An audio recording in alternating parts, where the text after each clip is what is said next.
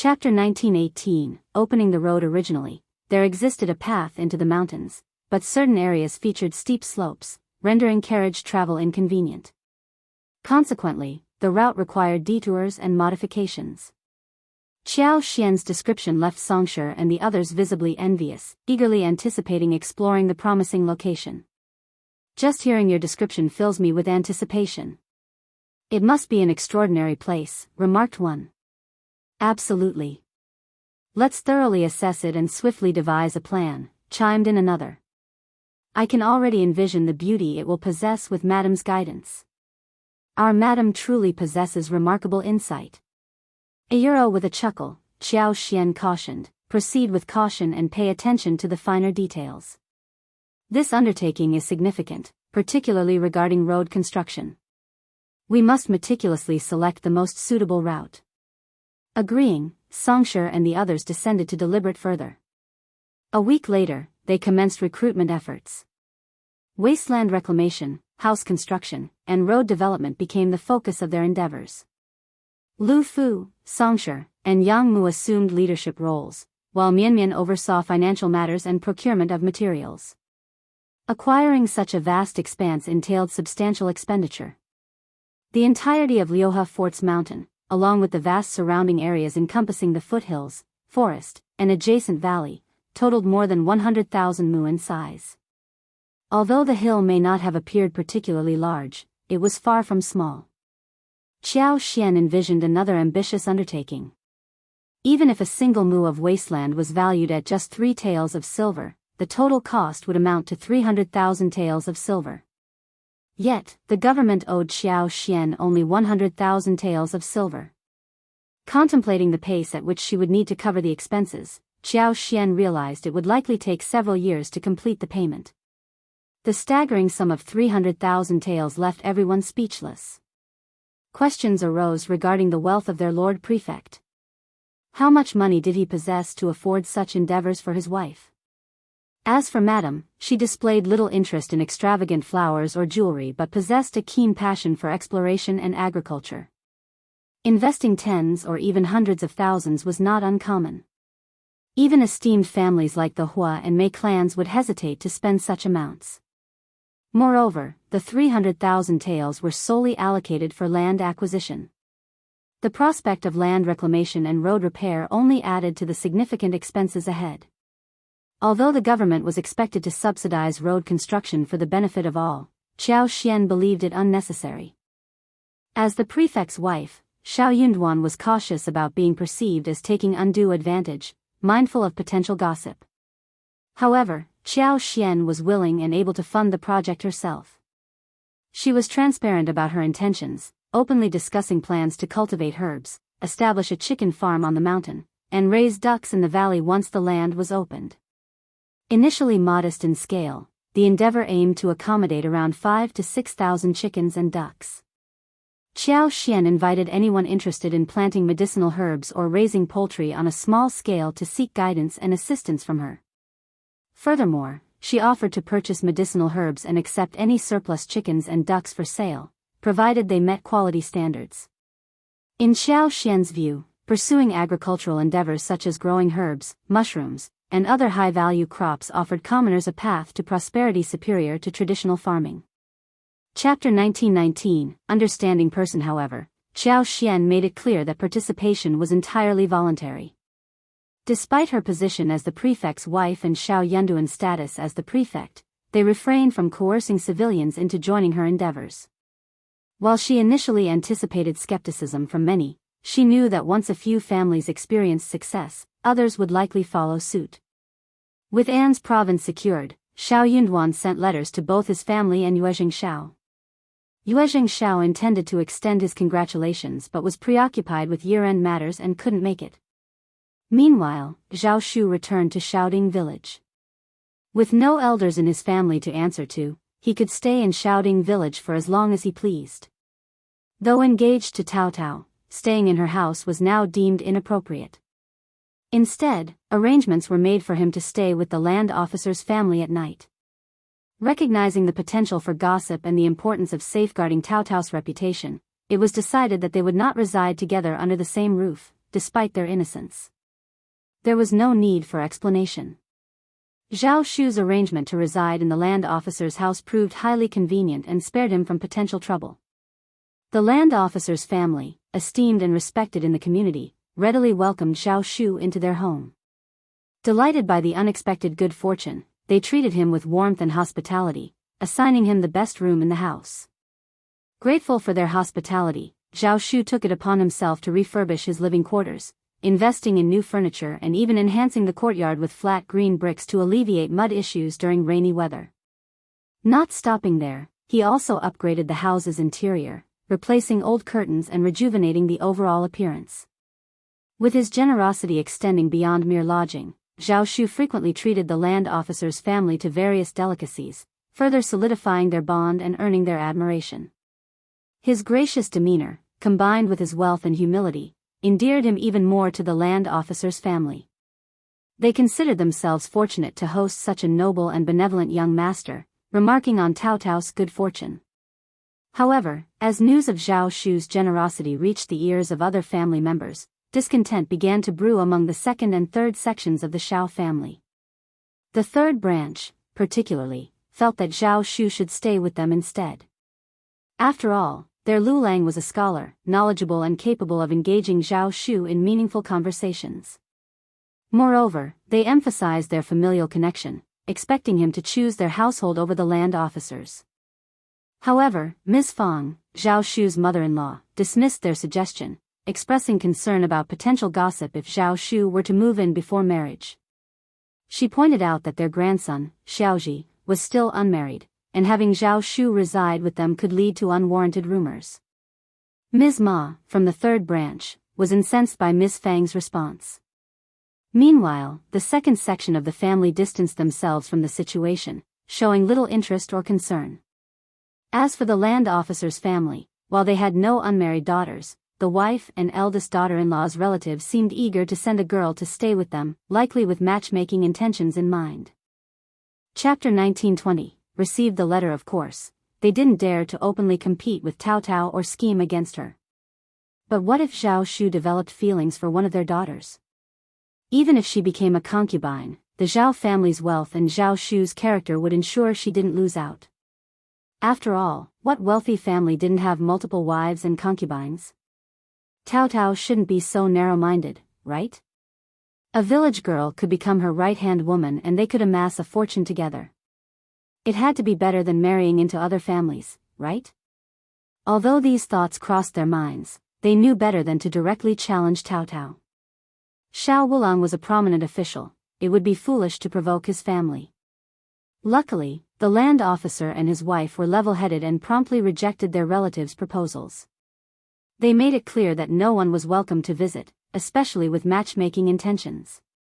Since Zhao Shu had already arrived as a guest, they couldn't outright refuse him. But his intentions were dubious from the start. Knowing they could rely on the land officer's family, Ms. Fang sought their assistance. When Xiao Yunduan's letter arrived, Zhao Shu was still in the village, planning to stay for the New Year celebrations. He intended to accompany Xiao Sanlang and others to the province to purchase New Year's goods, adding to the festive atmosphere. When Xiao Yunduan's letter arrived, his family members were all displeased. Since Xiao Yunduan hadn't mentioned the mountain bandits in An's province to his family, he didn't disclose the content of the letter. Instead, he simply informed them that he, Qiao Xian, and their son were doing well. They had settled comfortably in An's province, where everything was running smoothly. With spring approaching, he suggested they visit, perhaps coordinating with Yuezheng Xiao for a joint trip. Upon reading this, Zhao Shu inferred that the issue with the mountain bandits had been resolved. Otherwise, Xiao Yunduan wouldn't have extended the invitation. Though somewhat surprised, Zhao Shu wasn't overly so. He wasn't privy to the intricacies of bureaucracy and only knew of An's prefecture's bandits from hearsay. Some claimed they were formidable, even fearsome, but Zhao Shu hadn't experienced it firsthand. For him, hearing of the bandits' demise only deepened his admiration for Xiao Yunduan. To Zhao Shu, his brother-in-law was nothing short of extraordinary an exceptional figure, akin to the once-in-lifetime appearance of a primus. How clever and cunning! It seemed only natural for him to succeed in quelling the bandits. If Xiao Yunduan and Xiao Xian were aware of his thoughts, they would likely just say, "As long as you're happy." Upon hearing that their son and daughter-in-law had settled in the government and could soon visit, Miss Fang and eldest uncle were overjoyed. Xiao Sanlang, Tao Tao, and the others were equally thrilled. They proudly shared the news in the village and made plans to visit at the onset of spring. With the weather turning colder, they could prepare more cured meats, sausages, dried vegetables, and the like to bring along. After all, fifth sister-in-law enjoyed these delicacies. Xiao Sanlang made it a point to visit the third branch and boast to Xiao Lulang deliberately. Xiao Lulang had warned about the bandits in An's province, claiming it wasn't safe. He even persuaded their father to urge fifth brother to resign. How deceitful. But look now, fifth brother had already invited their family to visit. If it wasn't safe, would fifth brother risk his family's safety? Chapter 1921. Wanting to go to An's province. Xiao Lulang's response puzzled Xiao Sanlang, but he paid it no mind. After all, his fifth brother was a trustworthy individual. Unbeknownst to Xiao Lulang, Xiao Yunduan had already eradicated all the bandits in the region. In ancient times, news traveled slowly, and even with interconnected regions, information dissemination was sluggish. Xiao Lulang presumed that Xiao Yunduan was merely boasting, attempting to inflate his own importance by inviting his family. He couldn't fathom the rationale behind such a decision. An's province was perilous, and if the first branch of the family ventured there only to be robbed or kidnapped by bandits, it would be too late for regrets. Vanity, he believed, was a dangerous trait. But if Xiao Yunduan insisted on such actions, then let him face the consequences, Xiao Lulang thought to himself. Although he refrained from offering advice, Xiao Lulang did voice his concerns to his parents. His third uncle and Madame Ma were both garrulous individuals, and they placed great trust in their son's judgment. Naturally, they believed his words to be true. Consequently, gossip began to circulate throughout the village, taking on various forms after undergoing deliberate or unintentional embellishment. Miss Fang became so exasperated that she resorted to scolding the couple once more. Observing this, Zhao Shu chimed in with a suggestion: "These people are ignorant and spreading baseless rumors. Why don't we take a trip to An's province ourselves and return safely? The journey isn't far, and we can travel leisurely. It shouldn't take more than half a month round trip. What do you say? Fifth brother and fifth sister-in-law must miss us very much too. If we go now, we can give them a surprise." Zhao Shu's suggestion resonated deeply with the first branch of the Xiao family. Xiao Sanlang, in particular, had frequented the provincial city numerous times over the past 2 years due to his involvement in various industries. His interactions with outsiders had broadened his horizons, leaving him eager to explore An's province. After all, it was where his brother held an official position.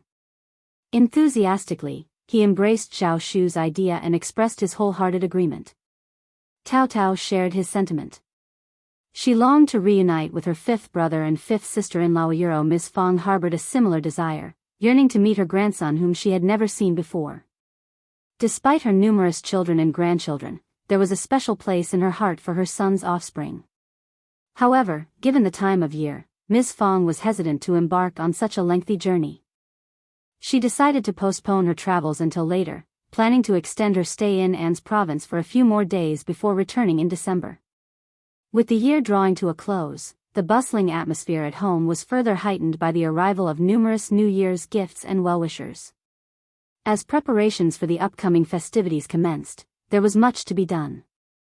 In the absence of Qiao Xian, who was adept at managing such affairs, Miss Su proved ill-suited for the task, and young Xiani's naivety and love for food only exacerbated the situation.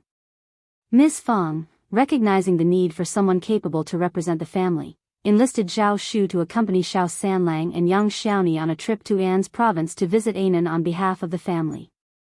They would also bring gifts for the occasion, although they had yet to prepare the cured meat. However, they reasoned that it could be brought over after the new year. Xiao Sanlang and young Xiaoni were elated at the prospect of the journey, anticipating the culinary delights that awaited them in An's province. With the convenience of traveling in a wagon accompanied by their servants, they looked forward to indulging in the local delicacies unavailable back home. Chapter 1922, Departure. As for Tao Tao, Miss Fong did not let her go. She and Zhao Shu were not married yet. How could she go? Miss Fong placed her trust in her daughter and son, as well as in Zhao Shu's judgment. However, she was aware that others might not share the same confidence. In their village, Zhao Shu and Tao Tao could move about freely during the day, with people often accompanying them as they went about their activities. Occasionally, they would steal moments alone together, but as long as they were discreet, it went unnoticed. Their engagement provided a level of social acceptance for their interactions. However, venturing far from home presented a different scenario. It was natural for others to question the innocence of their relationship. Despite their engagement, any perceived impropriety could tarnish Tao Tao's reputation, with potential consequences for her social standing and marital prospects. Miss Fong delicately conveyed her concerns to Tao Tao, who blushed with embarrassment and apprehension. She understood the implications and felt ashamed of the potential repercussions. Thankfully, Tao Tao had a wise and understanding mother who helped her navigate this delicate situation without causing any undue trouble. Without the guidance and influence of a wise and caring mother like Ms. Fong, Tao Tao might struggle to navigate such delicate situations successfully. This was precisely why affluent families were often hesitant to marry off concubines' daughters. Few legitimate wives could impart the same level of guidance and care to their concubines' daughters as they did to their biological children. As for the concubine's daughter, her upbringing and demeanor were often subject to speculation. While it was possible for a concubine's daughter to possess admirable qualities, the likelihood was slim.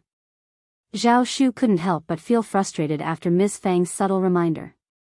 It seemed like they were inadvertently causing themselves trouble.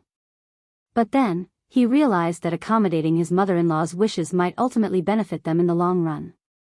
Besides, he could use this opportunity to show his affection for Tao Tao. So, he discreetly asked Tao Tao what she desired. He planned to bring it back for her, along with a heartfelt confession about his reluctance to be apart from her.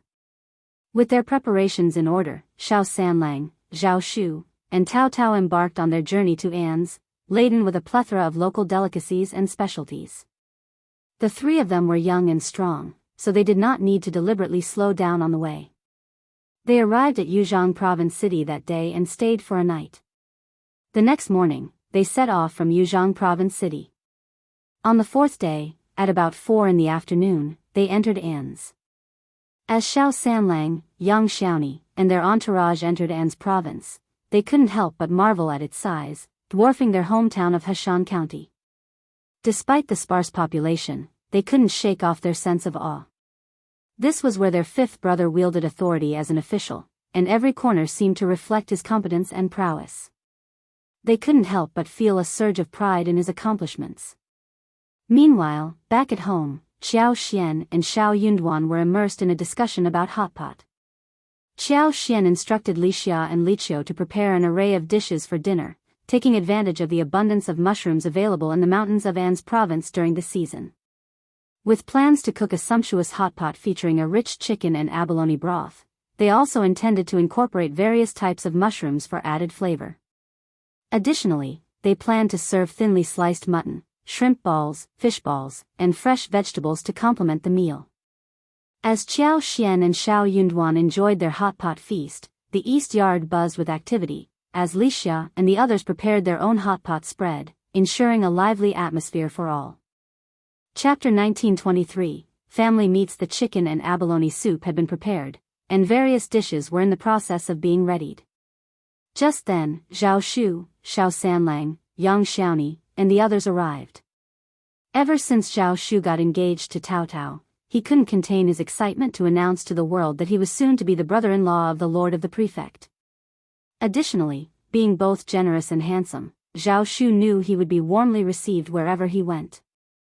Upon Zhao Shu's arrival, he was filled with joy. With a radiant smile, he eagerly ushered them in and promptly dispatched someone to inform the Lord and Lady of the Prefect. The message arrived so swiftly that Zhao Shu didn't even have the chance to inform them of Xiao Sanlang and Yang Xiaoni's presence.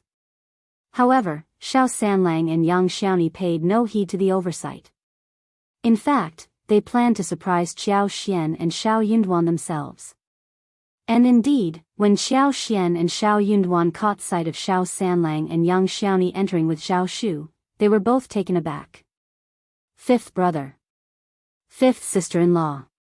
Fifth brother, fifth sister-in-law. They ran towards Xiao Xian and Xiao Yunduan happily.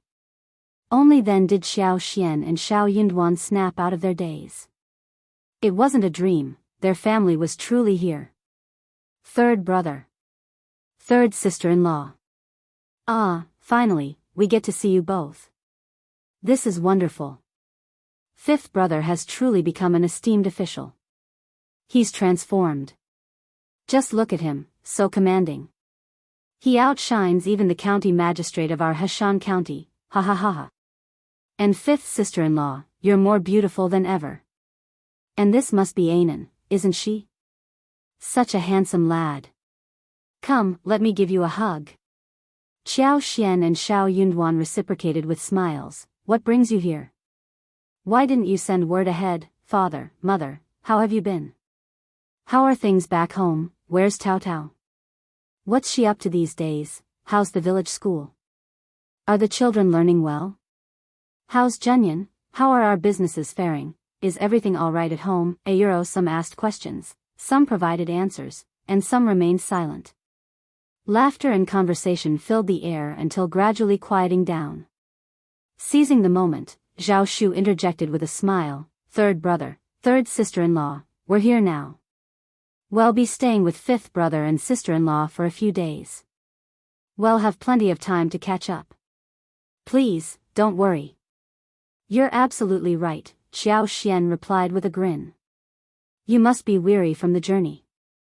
Freshen up, have a cup of tea to unwind.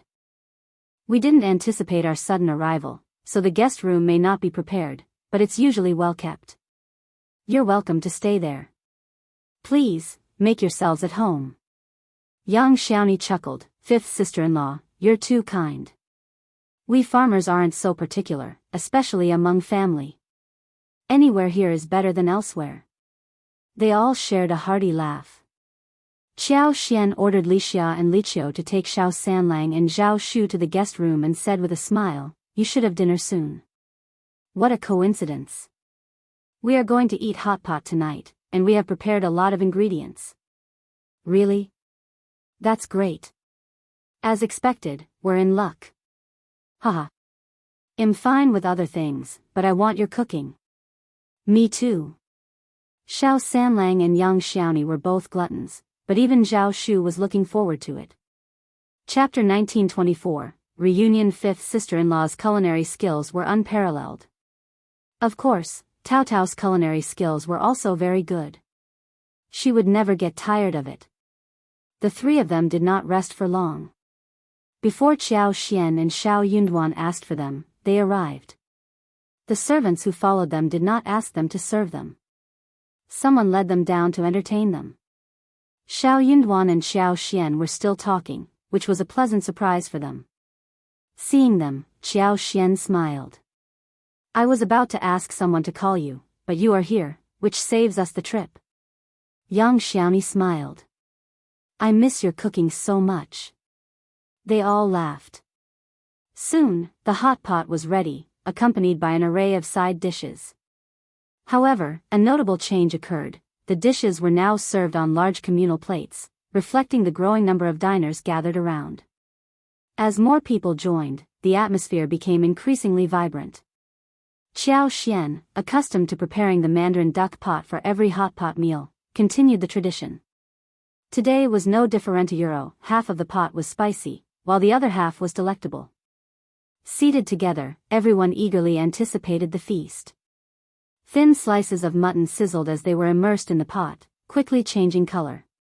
Prawn balls, small and pristine white, bobbed alongside, while the thinly sliced pork belly, resembling a cicada's wing, unfurled and cooked to perfection.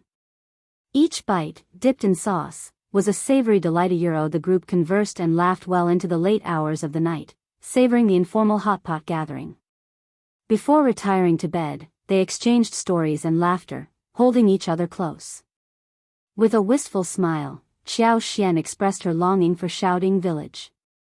She missed her family and her businesses dearly. After all, they were her first endeavors, her initial steps toward success. A treasure far more precious than vast estates and fertile lands elsewhere. So did Ms. Fang and Tao Tao.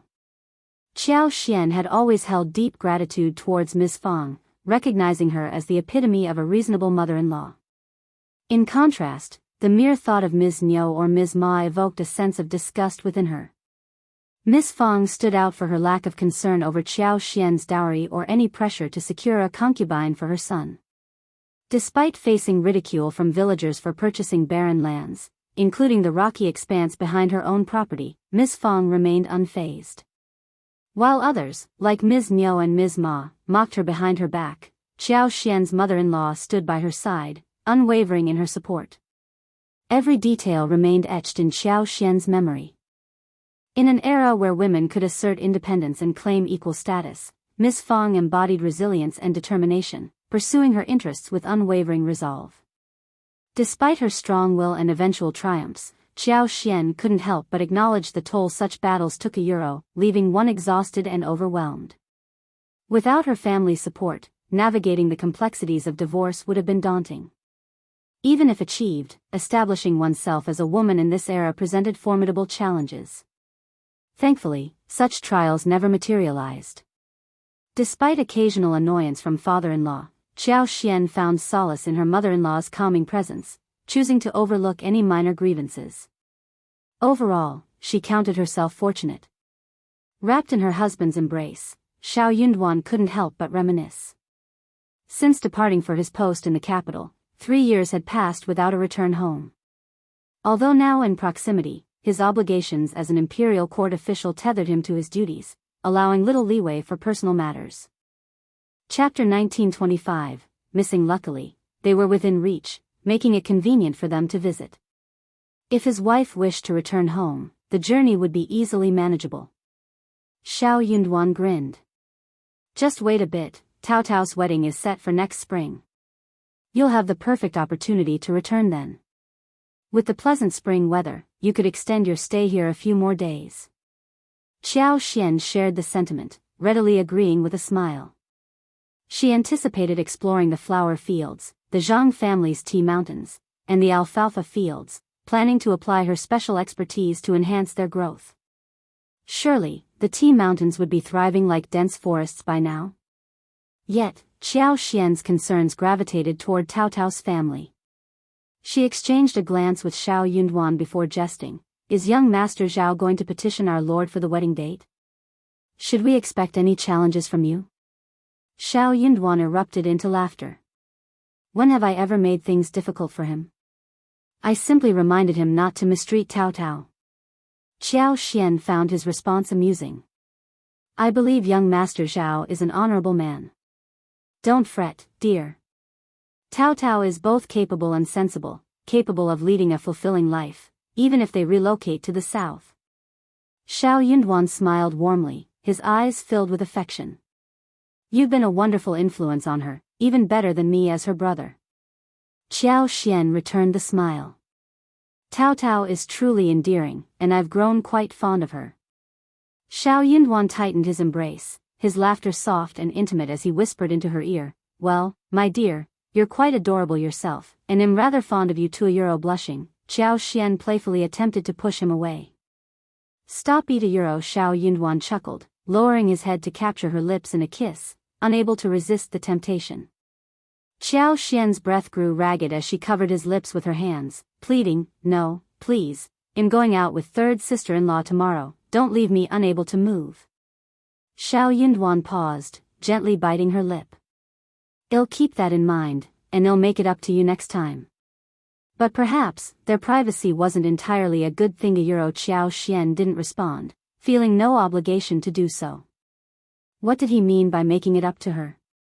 Xiao Yunduan wasn't ready to give up easily. His lingering frustration simmered as they found solace in each other's embrace, eventually drifting off to sleep.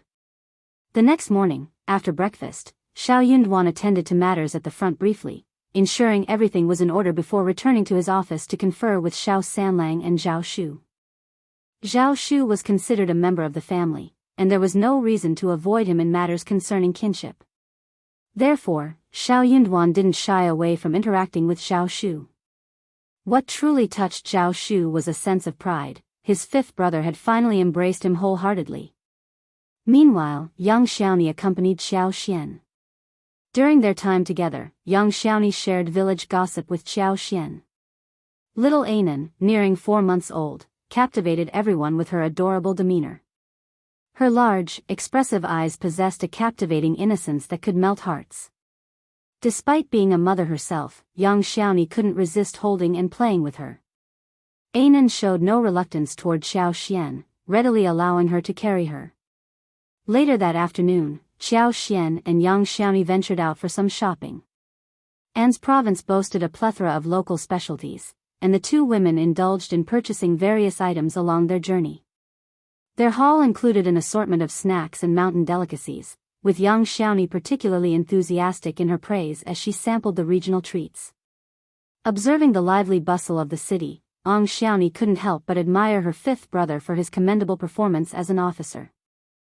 Chapter 1926, Calculation. Xiao Xian found it amusing. She simply listened to young Xiaoni's chatter, appreciating the company of her lively and cheerful friend.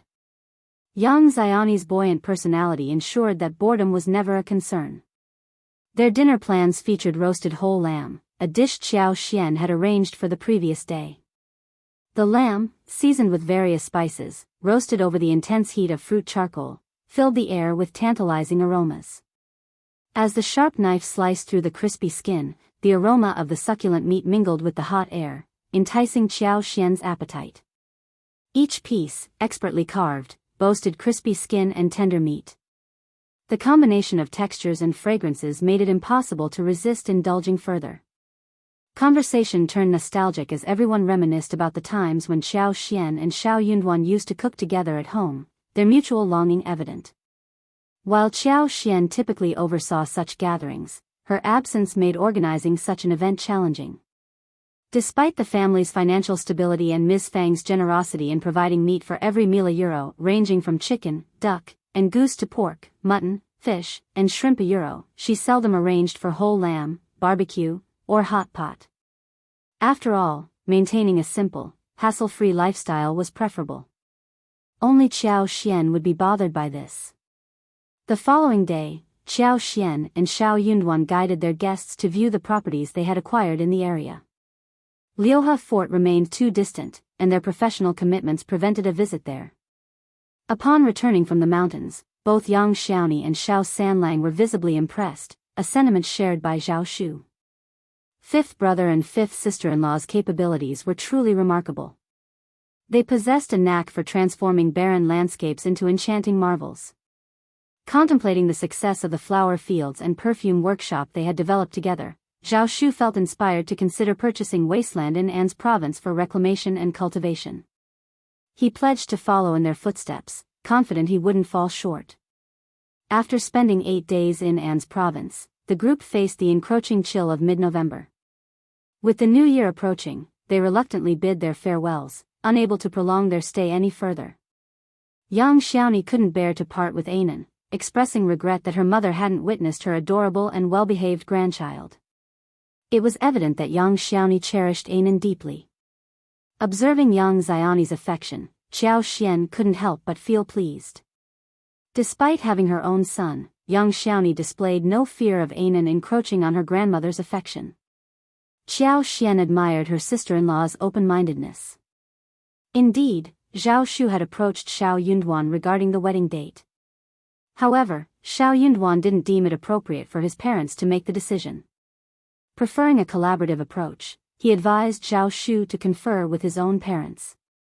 Once a date was agreed upon, Xiao Yunduan promised to inform them via letter. While Xiao Yunduan couldn't return home, Xiao Xian could make the journey, and she planned to bring Anan along to meet the family. Zhao Shu's joy knew no bounds. With a radiant smile, he exclaimed, "Thank you, fifth brother."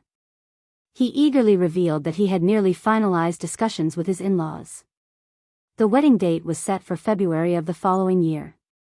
Coincidentally, as the weather grew warmer each day and with the spring plowing season yet to commence, everyone found themselves with ample free time. Zhao Shu had already procured a spacious residence in Heshan County, nearing completion of its renovation. Betrothal gifts from Jiangnan had been steadily transported over. They were poised to formally present the betrothal gifts before the new year. When the time arrived, the wedding would take place in Heshan County. After accompanying Tao Tao back to her ancestral home 3 times, they would proceed to Zhao Shu's ancestral home to pay respects to her ancestors. Chapter 1927. Plotting for a long time. Zhao Shu talked non-stop, explaining the series of arrangements. It could be seen that this person had been plotting for a long time and had a plan. Xiao Yunduan found himself at a loss for words. He teetered between laughter and tears, though he couldn't deny the touch of sentimentality that Zhao Shu's words evoked. Deep down, Xiao Yunduan acknowledged Zhao Shu's genuine affection for Tao Tao, even if he wouldn't openly admit it. Xiao Yunduan's lack of objection to Zhao Shu's plans signified his tacit approval. However, the distance between Jiangnan and Heshan County posed a logistical challenge. While it would be relatively easy for Tao Tao to visit Xiao Xian and himself in the future, returning to Xiaoding village would prove more cumbersome. This realization left Xiao Yunduan feeling a tinge of sadness. Similarly, young Xiaoni was reluctant to part ways with Xiao Xian. She continually reminded her friend to bring Anan home as soon as the weather warmed after the new year. The longing for their presence at home, especially for Anan, was palpable. Moreover, the prospect of returning to the mountains ignited Xiao Xian's excitement. The mountains held a special allure, promising joy and adventure. Yet, amidst the anticipation, thoughts of Qi lingered, casting a melancholic shadow over her spirits. Young Xiaoni's emotional outburst, verging on tears, both saddened and amused Xiao Xian. With a gentle smile, she acquiesced and gently urged them to depart. As they bid farewell, the realization dawned that the capital lay thousands of kilometers away from An's province, underscoring the vast distance separating them. Under ordinary circumstances, the authorities in the capital wouldn't bother with a remote and seemingly inconsequential region like An's province. The banditry issue in An's province was severe, yet it largely went unnoticed by the capital's elite. Given the considerable distance between them, the question remained, could the bandits of An's prefecture truly pose a threat to the capital? As long as rebellion wasn't raised, and casualties remained minimal, the imperial court showed little interest. However, An's province held significance due to Xiao Yunduan's involvement, drawing attention from various quarters. Xiao Yunduan's eradication of all bandits in Anzizhou sent shockwaves to the capital upon its dissemination. The court was astounded by Lord Xiao's multifaceted capability. He demonstrated not only academic prowess but also adeptness in combating banditry. His mastery of both scholarly and martial arts disciplines was unparalleled. For over a decade, the banditry issue had plagued An's province. Yet, in a short span, Lord Xiao managed to resolve it. The news left many incredulous. Who would have dared to doubt Lord Xiao's abilities now? Those who anticipated Lord Xiao's failure, waiting for him to falter and seek refuge back in the capital, found themselves deeply embarrassed by his remarkable achievements. Upon learning of these developments, Tian Shanshan was overcome with excitement, unable to sleep the entire night. Her mind raced, her heart ablaze with fervor. Clutching her chest, her flushed face and shining eyes betrayed her exhilaration. Lost in a daze, she wore a blissful, intoxicated smile. Her instincts had proven correct. She had never doubted his capability. Even in the remoteness of exile, he remained resolute and formidable. His unwavering confidence and tenacity yielded remarkable results. No one else could compare. The more Tian Shanshan dwelled on it, the more impassioned she became. The peculiar sense of pride and admiration nearly overwhelmed her, engulfing her in happiness. Yet, thoughts of Xiao Xian tempered Tian Shanshan's fervor, gradually chilling her once heated heart. Anger and resentment surged within her, fueling a desire to rid herself of Xiao Xian as quickly as possible. Why was he accompanied by a mere concubine's daughter and not her? If there was any blemish in his life, it undoubtedly stemmed from that concubine's daughter. Such a person was unworthy of him, yet he remained oblivious or chose to ignore it. Chapter 1928. She won't give up. Tian Shanshan harbored doubts about Xiao Xian's true feelings for Xiao Yunduan. In her view, genuine love wouldn't sabotage one's partner's future but rather empower them. Her actions seemed to betray such affection, marking her as self-centered and deceitful. Lord Xiao, characterized by his honesty and kindness, appeared to have been misled by Xiao Xian's facade. Feeling sympathy for Lord Xiao, Tian Shanshan was resolute in revealing Xiao Xian's true nature to him. She saw an opportunity in her cousin's potential ascension to the throne, which could facilitate her plans. At present, she needed to strategize with her cousin and aunt, ensuring that Lord Xiao didn't return to the capital immediately. The Crown Prince's situation without Lord Xiao appeared less favorable. He seemed to regress to a time of insignificance, lacking the Emperor's full approval despite not facing explicit disapproval either. This contrasted starkly with the prior praise he received from the Emperor. At such a crucial juncture, any further misstep by the Crown Prince would undoubtedly enrage the Emperor. The Crown Prince couldn't contain his elation upon hearing of Xiao Yunduan's successful eradication of the bandits. His trust in the character of the person he admired swelled within him. True worth, like gold, retains its brilliance even when relegated to obscurity. Excitement radiated from the Crown Prince as he commended Xiao Yunduan, oblivious to the subtle exchanges and stiff expressions among his retinue. Yet, not everyone shared in the Crown Prince's jubilation. Among those already envious of Xiao Yunduan, schadenfreude prevailed upon his departure. However, his unexpected ascent to great heights within a short span and subsequent fame in the capital incensed them, defying their expectations. Some of the elder Confucians, while not harboring jealousy towards Xiao Yunduan, held reservations about his demeanor. They perceived him as too hot-headed, still lacking the maturity that comes with age and experience. Despite his contributions to the Crown Prince, his increasing arrogance and tendency to storm off over trivial matters left them anticipating his eventual stumble outside the capital, hoping it would humble him into genuine growth and refinement. In their private discussions, they unanimously shared these sentiments, yet reality diverged from their expectations, leaving them feeling slighted and their authority undermined. The Crown Prince's endorsement of Xiao Yunduan only exacerbated their discomfort. While some secretly admired Xiao Yunduan, they maintained a cautious distance, offering only sighs of sympathy behind his back and, if circumstances permitted, discreetly providing information. However, they refrained from openly advocating for him, opting instead to remain passive observers. At best, they would choose silence. Unaware of this undercurrent, the Crown Prince considered Xiao Yunduan and his advisors as kin, all part of his inner circle. Upon complimenting Xiao Yunduan, the Crown Prince surveyed the assembly and posed with a smile, "I believe Officer Xiao's talents are squandered in the modest An's province. I'm contemplating a transfer back to the capital after the new year. What say you all?" Chapter 1929. Obstruction. As soon as the Crown Prince broached the topic, a silent exchange swept through the assembly, a tacit acknowledgement of expectations being met. However, this realization stirred a myriad of uncomfortable emotions within them. "Crown Prince, perhaps we ought to tread cautiously in this matter. The distance between An's province and the capital spans 500 kilometers. It's imperative we thoroughly scrutinize the situation there. Any missteps or oversights could inadvertently implicate Your Highness." The sentiment found unanimous agreement among the gathered advisors. Indeed, a more circumspect approach is warranted. Certain individuals seem intent on stirring trouble for the Crown Prince. We must exercise heightened vigilance during this period.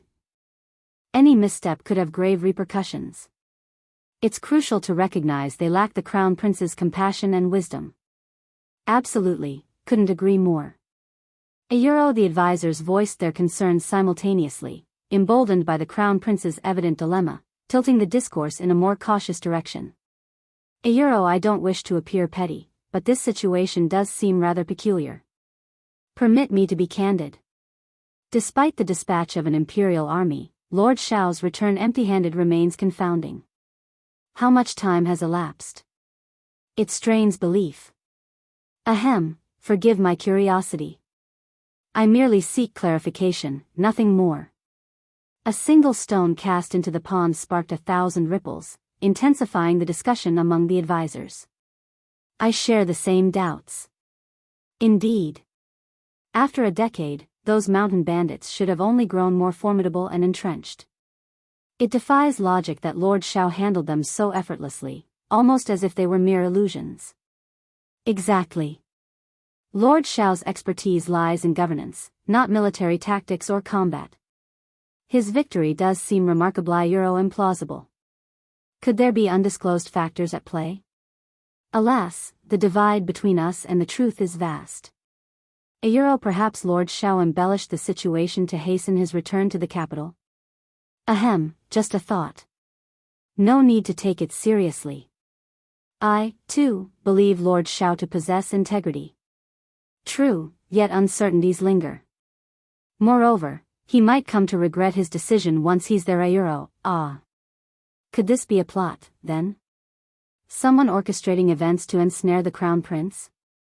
Difficult to say. The crown prince's brow furrowed slightly, a tinge of discontent creeping in. He maintained faith in Xiao Yunduan's character, confident he wouldn't allow misleading information to reach the capital. Nonetheless, the remarks swirling around him unsettled his conviction. But what if? Furthermore, there was the looming question of who orchestrated the supposed trap, knowing of his desire to recall Xiao Yunduan. If he exploited this opportunity to summon him back, what if the accolades were unfounded or complications arose? The blame would ultimately fall on him, and his adversaries wouldn't relent so easily. Although the advisor's words were a little sharp and unpleasant, what they said was not completely unreasonable. More importantly, they were all thinking for him. He had to accept this kind gesture. Forget it, let's think about this matter carefully. Go back and ask more about it. Sigh. Crown Prince sighed, feeling rather regretful. Chapter 1930. No opinion. Sending someone to An's province to clarify matters seemed like the logical solution for the Crown Prince. However, such a move was fraught with risk. It was a taboo for princes to personally involve themselves in contacting local officials or meddling in regional affairs. Discovery of such clandestine actions could spell trouble. Nevertheless, this didn't imply a lack of surveillance. The princes maintained a network of spies, but An's province posed a unique challenge. Xiao Yunduan's prominence there had drawn considerable attention, with even the princes awaiting the crown prince's response, anticipating any investigative measures. The crown prince couldn't assure the stealth of his covert operatives amidst the watchful eyes covertly observing the province. Upon the crown prince's decision, his advisors breathed a collective sigh of relief, lauding his astuteness. Crown princes held a distinct position from other princes. With careful governance and avoidance of missteps, their status remained steadfast. Their primary concern was ensuring the crown prince's stability, thwarting any opportunity for rival princes to undermine him. Amidst the turmoil, the crown prince clung to the belief that perseverance would eventually yield clarity and success. Indeed, many of his advisors harbored reservations about Xiao Yunduan's methods, perceiving them as needlessly provocative. The crown prince, akin to precious porcelain, stood in stark contrast to the clay pots represented by rival princes. Engaging in direct confrontation would only disadvantage him. Why bother? They reasoned. Through patience and magnanimity, he could cultivate a reputation of benevolence and generosity. Yet, some envious advisors feared the crown prince might rescind his decision, engaging in clandestine discussions to sway him. Even the princess consort, privy to the machinations of court gossip, urged caution. She lamented the derogatory remarks circulating about the crown prince's reliance on Lord Xiao's achievements and the perceived need to entreat his return before confirmation from An's province. Her indignation was palpable. How dare they? Since when does the crown prince need to supplicate a courtier? I find their words intolerably. Upon hearing her report, the crown prince's discomfort was evident, his cheeks flushing with embarrassment. Though he could deceive others, he couldn't deceive himself. Regret gnawed at him for letting Xiao Yunduan slip away. Indeed, it was undeniable that there were no notable accomplishments or commendable deeds to earn his father's praise. Occasionally, the crown prince found himself pondering the hypothetical scenario where Xiao Yunduan remained by his side. The conclusion was invariably bleak. Had Xiao Yunduan not departed, circumstances would have unfolded differently. Such musings remained confined within the crown prince's heart, he would never vocalize them. Yet, the rumor echoing his inner turmoil struck a raw nerve, fueling his anger and frustration. Consequently, summoning Xiao Yunduan back to the capital was out of the question. To do so would inadvertently validate the rumors circulating about his reliance on Xiao Yunduan. Observing the crown prince's inaction, the fourth prince, initially prepared for resistance, found his hopes unexpectedly realized. The province would be spared from further upheaval. However, this perceived acquiescence only served to deepen their disdain for the crown prince. They deemed him lacking in courage and conviction. How could someone so indecisive and timid be fit to lead the realm? Even the emperor, anticipating a different course of action, was taken aback by the crown prince's passivity, expecting him to request Xiao Yunduan's return to the capital. Chapter 1931, Crown Prince's awkwardness. Unexpectedly, despite ample opportunities, the crown prince remained silent on the matter. Emperor Xian shook his head in bewilderment, unable to fathom the crown prince's motives. Ultimately, he decided not to interfere. If the crown prince had no inclination to act, so be it. After all, the court boasted many talents, rendering Xiao Yunduan's return inconsequential in Emperor Xian's eyes. As a mere courtier, Xiao Yunduan could continue his service outside the capital for a while longer. While the crown prince stayed mum, the fourth prince seized the opportunity to advocate for Xiao Yunduan's recognition as the prefect of An's province, triggering an instantaneous reaction akin to dropping a drop of water into a pot of boiling oil. Courtiers instinctively turned their gaze towards the crown prince, even Emperor Xian cast a sidelong glance in his direction. The crown prince's body tensed, his cheeks flushing with heat. Only through sheer self-discipline and inner fortitude did he manage to suppress his embarrassment. How could it not be awkward? Xiao Yunduan's unwavering loyalty and service to him were common knowledge throughout the court. Xiao Yunduan's significant contribution to combating the bandits was brought to attention by the fourth Prince Euro, a move that felt like a direct affront to the crown prince. Regardless of the fourth prince's sincerity, his actions had undeniably stung the crown prince. Suppressing his simmering anger, the crown prince forced a smile. Indeed, fourth brother is correct. Lord Xiao's efforts have been invaluable in quelling the turmoil. He truly deserves recognition. Absolutely, the fourth prince chimed in, radiating satisfaction. Father, Lord Xiao's achievements at such a young age demonstrate his exceptional talent. It appears his decision to depart the capital was wise. With a few more years of experience and stability, he'll undoubtedly become a cornerstone of our empire's future. Therefore, not only should we reward him, but we should do so generously. The crown prince's embarrassment deepened, rendering him stiff and speechless. Yesuro the emperor offered a mysterious smile and nodded approvingly. Both the crown prince and the fourth prince speak wisely. Xiao Yunduan's contributions merit recognition. He shall receive 100 taels of gold, a pair of white jade walls, and royal brocade. Furthermore, he shall be appointed as an official to govern a region for the betterment of its people. Do not disappoint me. Implicit in his words was the assurance that Xiao Yunduan would still have an opportunity to return to the capital in due time. With the emperor's endorsement, it seemed inevitable that Xiao Yunduan would achieve remarkable success upon his return to the capital. The fourth prince, acknowledging the emperor's wisdom, offered his respectful acquiescence, followed by the crown prince echoing the sentiment. After the court adjourned, officials from the Ministry of Personnel and the Ministry of Political Affairs busied themselves drafting the decree, assembling rewards, and deliberating over who would be dispatched to An's province to deliver the decree.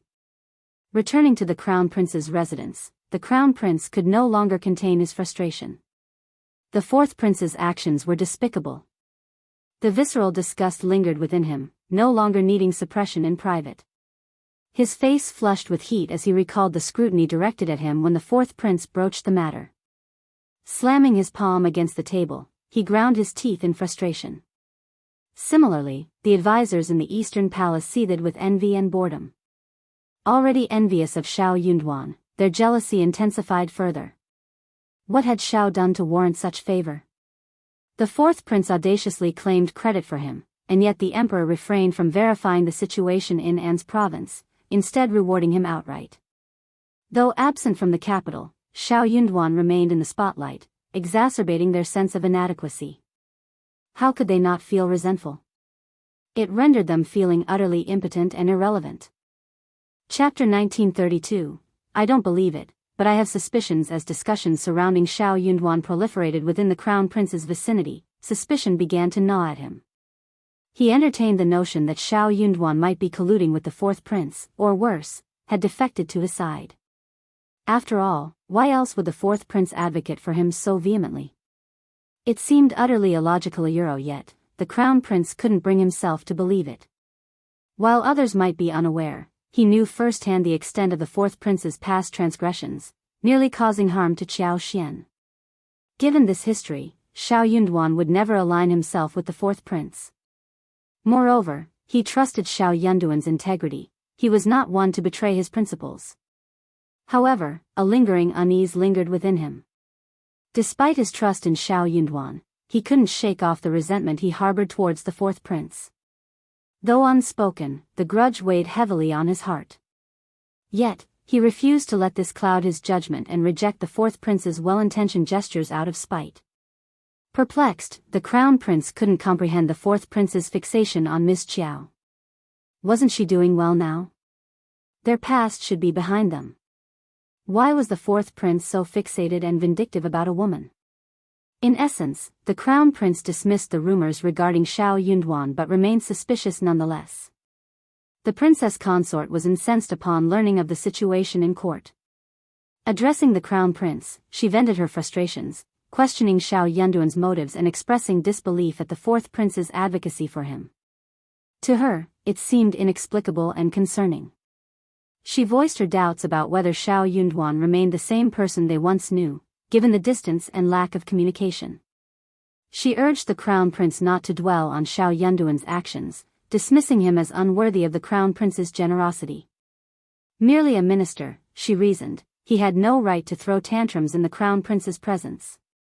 Instead, she encouraged the Crown Prince to focus on the upcoming spring quarter examination, assuring him of the abundance of talented individuals awaiting discovery. The Crown Prince, swayed by the princess consort's words, found himself growing increasingly displeased with Xiao Yunduan. Reflecting on the princess consort's counsel, he couldn't help but smile. Indeed, the spring quarter examination was imminent, offering an opportunity to recruit fresh talent. With the empire teeming with potential, there was no shortage of options. Meanwhile, in An's province, Qiao Xian and Xiao Yunduan enjoyed a newfound sense of ease. With worries lifted, they approached their tasks with renewed vigor. Qiao Xian revisited Liuhe Fort, where Songshi, Lu Fu, Yang Mu, and their cohorts had already made remarkable progress in repairing the roads. Recognizing the importance their master placed on infrastructure, they spared no effort in their endeavors. With a well-constructed road, they anticipated numerous benefits in the future and thus invested significant resources and manpower into its completion. As Qiao Xian's wagon traversed the newly flattened and spacious terrain, it provided a significant improvement over the previous bumpy path, offering substantial relief to the province. While slightly longer, the smoother route allowed for faster travel, cutting the time in half compared to walking. Once a notorious bandit stronghold, Liuhe Fort had undergone a remarkable transformation into Liuhe Manor. The landscape bore little resemblance to its former state. Many of the dilapidated structures and defensive barriers on the mountainside had been dismantled, making way for expansive and orderly courtyards. Should Xiao Xian and Xiao Yunduan choose to inspect the area, they would find comfortable accommodations awaiting them, with a vantage point affording panoramic views of the surroundings. Construction was also underway at the foot of the mountain, where the foundations of a new manor were rapidly taking shape. Various essential facilities were being erected, including servants' quarters, warehouses, tool sheds, and storage yards. Additionally, specialized spaces for handling and drying medicinal herbs were being established, along with a transparent workshop dedicated to herbal processing. Chapter 1933, Modifying Liuhe Fort. Songshi even enlisted someone to dig a canal and create a stream encircling it. Plans for future development included the excavation and construction of several pools for washing purposes. Simultaneously, efforts were underway to explore the surrounding wasteland. Duck and chicken farms were also in the works. Following Qiao Xian's blueprint, for shallow ponds, each spanning about 10 mu, were carved into the valley of the duck farm. A complex network of meandering ditches and waterways interconnected, while various aquatic plants were transplanted during the onset of spring to serve as breeding grounds for the ducks. The bustling activity painted a vibrant scene. Over 600 individuals were engaged in various tasks, effectively absorbing surplus labor from nearby villages and towns. Songshi, Lu Fu, and Yang Mu tirelessly oversaw operations day in and day out. Despite having a few capable assistant stewards, decisions still rested heavily on their shoulders. Even Mian lent a helping hand frequently. Qiao Xian had already instructed Yuezheng Xiao to procure assorted seeds and prepare fruit trees for planting. Gradually, the landscape transformed in accordance with Qiao Xian's vision. Her satisfaction seemed to foreshadow a prosperous future. Workers understood the significance of their labor and envisioned the potential of the area. Conversations buzzed with praise and envy for the promising future that lay ahead. They had seen landlords' manors before, but never had they witnessed one with such an enticing layout that stirred envy and longing. Chickens and ducks roamed freely amidst scattered medicinal herbs, while clear canals and streams meandered throughout the grounds. Fruit trees adorned every corner. How vibrant it would be. The local farmers who arrived for work couldn't help but be drawn in by the sight, their curiosity piqued. Following discussions at home, Madame Xiao ensured they were generously compensated, never failing to deliver on payment. The Xiao family stewards overseeing the work fostered a friendly atmosphere, devoid of harsh reprimands or condescension. Madame Xiao's integrity was unquestionable. Given Madame Xiao's assurances, it seemed sensible to cultivate herbs at home. With guidance from Madame Xiao's staff, managing them wouldn't be a hassle. Selling the herbs back to her could potentially yield some profit. Though only a fraction of the village population entertained such thoughts, it proved sufficient. Those who shared similar aspirations convened and sought out Songshi. To Song's surprise, he found himself apprehensive about the situation. This endeavor was entrusted to him by Madame. If people sought him out, it would align perfectly with his objectives. With conviction, he reassured them that Madame's promises were ironclad. How could Madame deceive them? However, if he aimed to cultivate a substantial quantity of these medicinal herbs for profit, he would need to allocate at least 2 mu of land. During that period, seeds could be procured from Madame at a discounted rate, making it a cost-effective endeavor. In the initial year, Madame showed willingness to support their efforts and lead them towards prosperity. Seed prices remained relatively low, though it was uncertain whether they would match market rates in the future. In truth, Qiao Xian could easily provide the seeds for free. Yet, items obtained free of charge often lacked appreciation and were sometimes regarded with disdain. There might even be individuals who acquired the seeds without genuine intent to cultivate them. Furthermore, if one couldn't even muster the willingness to pay for the seeds, it called into question their commitment to the endeavor. The likelihood of neglecting the cultivation process increased significantly. Chapter 1934, Hunting in the Mountains. As expected, upon learning that they would need to purchase the seeds with their own funds, many individuals hesitated once again. Indeed, the cost was not exorbitant. Their families could afford it. Yet, what if the endeavor didn't yield profits? Numerous medicinal herbs required 2 or even 3 years to mature. If the venture proved unprofitable, wouldn't it be a waste? Though the expense wasn't significant, it was still money. Ultimately, only a handful of people were genuinely willing to commit to planting 2 or 3 mu of medicinal herbs and register with Songshi.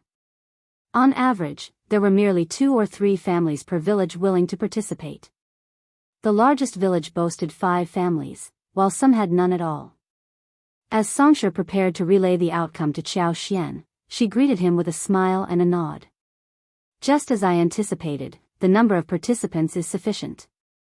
Keep track of the list, and remember to provide me with updates. Relieved that he wasn't reprimanded, Songshi readily agreed. Come early December, with favorable weather prevailing, Qiao Xian's long-awaited desire was finally realized. Xiao Yinduan seized the opportunity to venture into the mountains for a hunt, accompanied by Yi, Zheng Sang, Wu Guan, Mian, Li Xia, while Sun Bai, Sun Qian, and Hang Xingshan remained behind to safeguard the state office. Ainan was still too young to accompany them into the mountains. Before dawn, the group of nearly 20 individuals mounted their horses and set out. Their destination this time was Mili Town, situated over 60 miles away from An's prefecture city. The surrounding mountains boasted expansive stretches, with verdant valleys and lush forests teeming with wild lifi, their prime hunting grounds. Given the expedition, they naturally opted for the finest location available. Furthermore, Xiao Yunduan hadn't had the chance to visit An's province since his arrival, making it an opportune moment for him to observe the local populace. Disguised as ordinary merchants and affluent families, the journey proved arduous, taking over an hour and a half to traverse the rugged terrain to reach Mili Town. The Taoli Ridge region they intended to explore was still another hour away from Mili Town. After indulging in breakfast at Mili Town, they pressed onward. Before venturing into Taoli Ridge, they left the carriage and horses at the land officer's residence in the nearest village, opting to spend the night there. Half a day had elapsed by this point, rendering it impractical to delve into the mountains. With winter prevailing, spending the night in the deep forests and rugged terrain was out of the question. Safety concerns aside, the biting cold could prove fatal. They could only spend the night and embark on their mountain expedition early the next morning. After settling in, Xiao Xian and Xiao Yunduan took a stroll around the village. Despite the abundance of mountains and scarcity of fields in An's province, the scenery was truly captivating. Even within this modest village, there were sights that ignited one's senses. The mountains echoed with the calls of cuckoos, and wild cherry trees dotted the landscape. Though currently barren, one could envision the breathtaking beauty that awaited with the arrival of spring, when verdant hills and flowing rivers would come to life.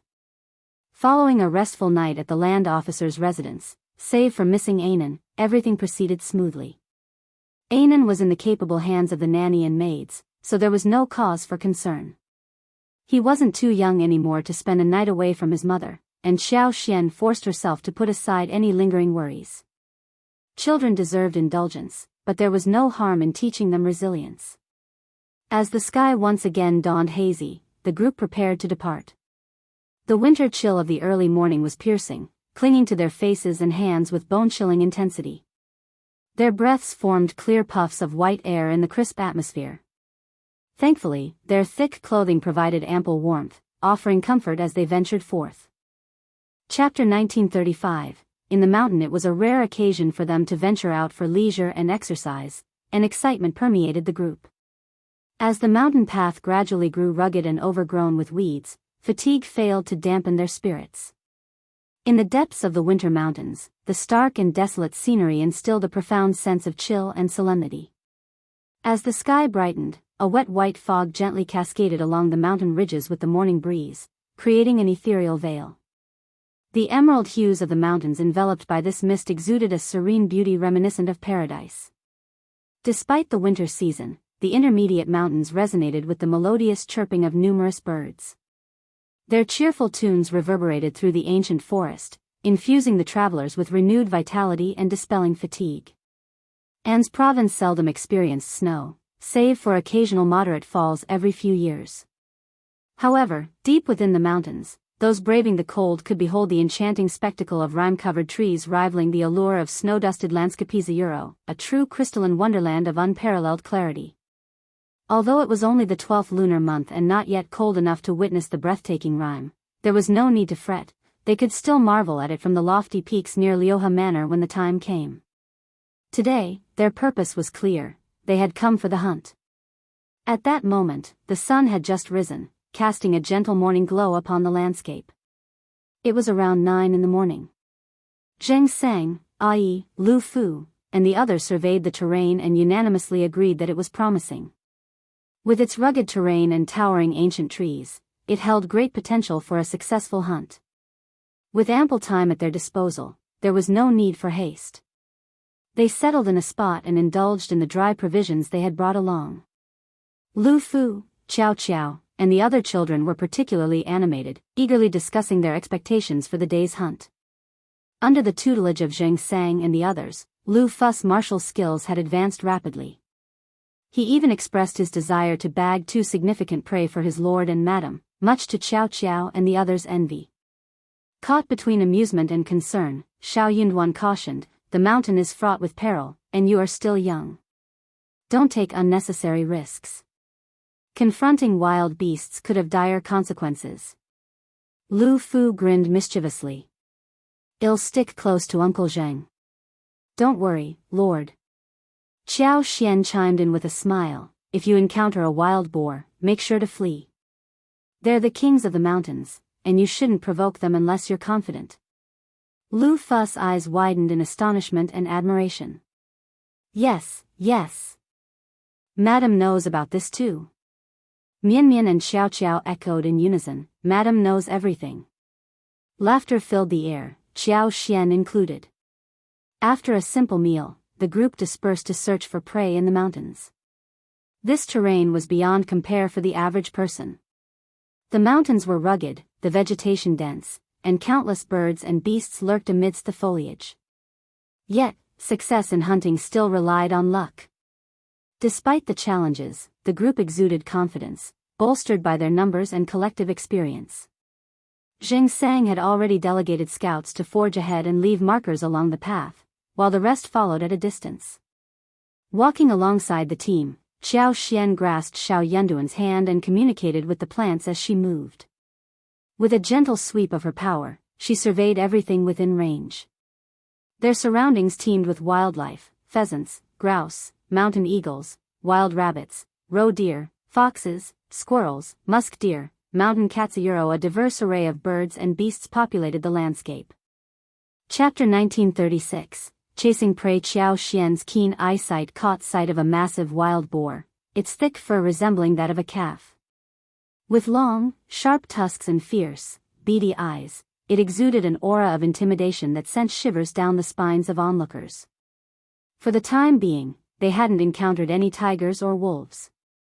In truth, Qiao Xian harbored a desire to stumble upon herds of wild sheep or deer. With their ample numbers, it would be relatively easy to hunt them, and the meat would undoubtedly be succulent. Before long, the group began to see results. In the blink of an eye, they had acquired several more hares, pheasants, and grouse. Ai even managed to bag a deer weighing approximately 20 kilograms, eliciting cheers of joy from everyone. At least they had successfully hunted a substantial prey. Even if they couldn't catch larger game, the smaller catches of wild rabbits and pheasants made the trip worthwhile. The mountain range was abundant with medicinal herbs, but their value wasn't particularly high. Unable to collect and store them in her interspace, Qiao Xian reluctantly left them behind. Xiao Yunduan remained steadfast in his protective stance, refusing to let her wander alone in such unfamiliar territory. He kept her close, tightly holding her hand.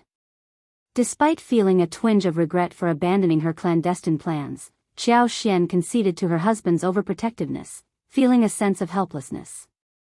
Soon, they stumbled upon 2 large Ganoderma lucidum mushrooms, each at least 300 years old. Recognizing their value, Qiao Xian nonchalantly led the group in their direction. Coincidentally, they stumbled upon the mushrooms from afar, much to everyone's delight. Zheng Sang carefully climbed the cliff to retrieve them. They carefully wrapped the Ganoderma lucidum in several layers of tree leaves and placed them in a small basket. Amidst laughter, everyone remarked that it was wise to follow Lord and Madam. After all, this Ganoderma lucidum had thrived for countless years, rendering it priceless.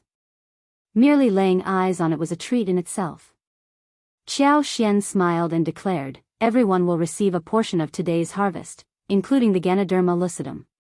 Upon returning, assess its value, and everyone will receive their share." As for the Ganoderma lucidum, it naturally belonged to her. The others would offer it to her. According to the rule of mountain exploration, anyone who spotted valuable finds would receive a portion, regardless of age. However, Qiao Xian and Xiao Yunduan were the principal members of the expedition, not equal partners. It was ultimately their decision whether to distribute it to others. Upon hearing Qiao Xian's generous offer, everyone expressed gratitude with smiles on their faces. No one would complain about having too much wealth. Subsequently, they stumbled upon over 5 kilometers of wild Gastrodia elata. If not for Qiao Xian and Xiao Yunduan's familiarity with each other, they might have overlooked it. The others had heard of Gastrodia alata but were unaware of its location. Their joy knew no bounds. They considered themselves incredibly fortunate to be amidst such bounty in the depths of the mountain. Qiao Xian feigned indifference when she encountered various mundane herbs, choosing to overlook them. The depths of the mountains were brimming with treasures beyond count. Trying to gather them all would be an impossible feat, detracting from their primary objective of hunting. In addition to the myriad of herbs, the mountains also yielded an abundance of wild fruits. Qiao Xian even stumbled upon wild kiwi fruit trees. However, given that she already had kiwi trees in her interspace and some in the orchard in Yuzhang Province City, she paid them no heed. She made a mental note to plant some in Liuhe Manor at a later time. Chapter 1937, Personally Reasonable. Wu Guan's discovery of a wild deer herd sparked excitement among everyone. With it still being before noon, they swiftly decided to give chase. After thorough discussion and planning, they aimed to catch up with the herd and hunt down 5 to 6, or even 7 deer. Following the hunt, they would take a break to roast some pheasants and hares for lunch before heading back. Anticipation ran high among the group. Wild deer herds were a rarity, even in the forests of An's province. It was said that sightings were few and far between, and even the most seasoned hunters couldn't guarantee success. It all came down to luck. Today, luck seemed to be on their side. The deer herd's pace was neither fast nor slow, but traversing the rugged terrain slowed their progress. Additionally, wild deer were inherently vigilant, easily spooked by the slightest disturbance, often vanishing into the forest. As they drew nearer, caution became paramount, further slowing their advance. Unbeknownst to them, more than 2 hours had elapsed, yet they still struggled to approach the deer herd, which remained nearly 1,000 meters away. They were wary of making too much noise, fearing it would startle the deer herd and lead to a missed opportunity. A significant loss for the day. Despite their mounting anxiety, they refrained from acting impulsively, determined not to abandon the chase. Hour after hour passed, their pursuit relentless. As the sun crept past noon, Zheng Sang glanced skyward, noting the time. Continuing the chase at this hour was ill-advised. Nightfall in the winter mountain forest approached swiftly, accompanied by plummeting temperatures. Failing to exit the mountain before nightfall posed considerable danger. While he, as their leader, could endure such conditions, considering Lord, Madam, and their accompanying maidservants, it was another matter entirely. Their endurance had been commendable thus far, but it was evident that their physical fitness wasn't suited for traveling after dark. Lord, Madam, perhaps the 2 of you should remain here with a few others. Well, continue the chase. If we haven't caught up within half an hour, well, return. It's getting late, and we should prepare to leave the mountain, Zheng Sang suggested in a hushed tone to Qiao Xian and Xiao Yunduan. Xiao Yunduan found merit in the suggestion. Considering their successful day, he assumed his wife would be content. Turning to Qiao Xian, he inquired, "What do you think, my dear?" "I believe we should prepare to depart before darkness falls." Qiao Xian hesitated momentarily before asserting, "Let's press on. We've come this far, and it would be a shame to lose sight of them now. If nightfall overtakes us, we can spend the night in the mountains, seeking shelter from the wind. With our numbers, building a bonfire would be simple, and the night would pass quickly. And if luck is on our side, we may stumble upon a spacious cave, alleviating any concerns." Indeed, they had recently spotted a sizable cave, offering a promising refuge. Additionally, anticipating potential mishaps, they had brought extra shoes and thick clothing, ample for an overnight stay. Xiao Yunduan's expression was indecipherable, but Xiao Xian's reasoning held weight, though she refrained from elaborating further. Regardless, finding a suitable cave for the night was assuredly within reach. Chapter 1938, A good place like a paradise. Although spending the night in the mountains posed risks, it wasn't insurmountable. The group was numerous and well-prepared, instilling confidence in facing any potential dangers, including ferocious beasts. Despite the chilly night temperatures, finding a suitable cave could alleviate the discomfort. Initially, Xiao Yunduan disagreed, but he eventually acquiesced to his wife Qiao Xian's persistence. As they relentlessly pursued the deer herd, their enthusiasm remained high, overshadowing any apprehensions about spending the night in the mountains. With the promise of such a sizable prey ahead, their resolve strengthened, shedding any remaining hesitations. After an hour of pursuit, the deer herd seemingly vanished, prompting everyone to investigate. They soon discovered a concealed entrance to a valley, realizing the deer had slipped through it. Undeterred, they pressed on into the unknown. The entrance to the valley was concealed, framed by narrow cliffs that almost seemed to touch the sky, offering only a slender glimpse of the heavens above. After traversing a winding path for approximately 40 to 50 meters, they rounded a corner obstructed by massive boulders, and suddenly, their vista expanded. Wow! What is this place? It's breathtaking. Look, a deer herd. And sheep too. Are those wild horses grazing on the distant slope? Incredible. Silent awe enveloped them as they beheld this unexpected marvel, a veritable paradise hidden within the mountains. Spread before them lay an expansive basin adorned with lush, emerald-green grass. Sprinkled throughout were occasional bushes, standing half the height of a person. On the gentle slopes in the distance, tall trees stood sentinel, reaching towards the heavens. A serpentine river meandered gracefully through the basin, its surface shimmering silver under the sun's gentle caress. In the distance, a vast lake mirrored the sky above, its surface also aglow with silver hues, while white dots of water birds danced upon its tranquil waters. The verdant reeds, resembling delicate gauze, swayed gently by the lake, a sight that charmed the onlooker from afar. This sanctuary teemed with a diverse array of wild leafy sheep, deer, wild horses, rabbits, pheasants, wild ducks, and more creating a vibrant tapestry of life. Notably warmer than the desolate, icy forest they had left behind, the temperature here offered a palpable contrast, heightening their senses and spirits. Excitement bubbled within each member of the group as they reveled in the discovery of this unexpected paradise. Never had they imagined such splendor concealed within the forest depths. The ease with which prey could be hunted in this bountiful land alleviated any concerns about spending the night.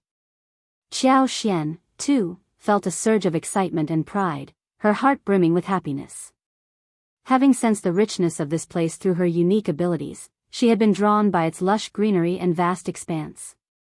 Though unable to fully comprehend the basin's entirety with her powers, her curiosity impelled her to explore firsthand.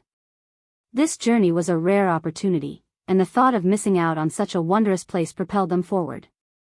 They knew not when such an opportunity might present itself again. Chapter 1939, Hot Spring. Furthermore, there was simply no feasible option for them to depart at this moment. Even if they attempted to leave, they would inevitably end up spending the night anyway. Hence, while pursuing the deer herd, Qiao Xian employed some cunning tactics to drive the animals towards this direction. Their arrival at this hidden haven proved fortuitous beyond expectation. None among them had anticipated such a stark contrast to their surroundings. Intrigued by the uncharacteristic warmth of the area, they speculated that the terrain played a significant role. Shielded by the four peaks, the biting cold winds were thwarted, while ample water nourished the lush vegetation, creating a microclimate noticeably warmer than the outside. However, Qiao Xian possessed deeper insights. Delving further into the basin, she uncovered the source of this warmth, a geothermal hot spring nestled at its far end. At that moment, steam rose from the bubbling waters of over 10 hot springs of varying sizes, enveloping the surroundings in a misty veil. Surrounded by towering mountains and bolstered by the geothermal activity of the hot springs, the basin thrived with flourishing aquatic life, its temperature elevated beyond that of the external environment. Unbeknownst to them, they were now nearly 20 miles deep into the basin, their attention captivated by their surroundings. With knowledge of the hot springs' location, Qiao Xian expressed her curiosity, suggesting they follow the river to uncover its source. Her smile was infectious, prompting unanimous agreement from the group. Enthralled by the beauty of their discovery, they eagerly embarked on this new adventure, hopeful for further surprises.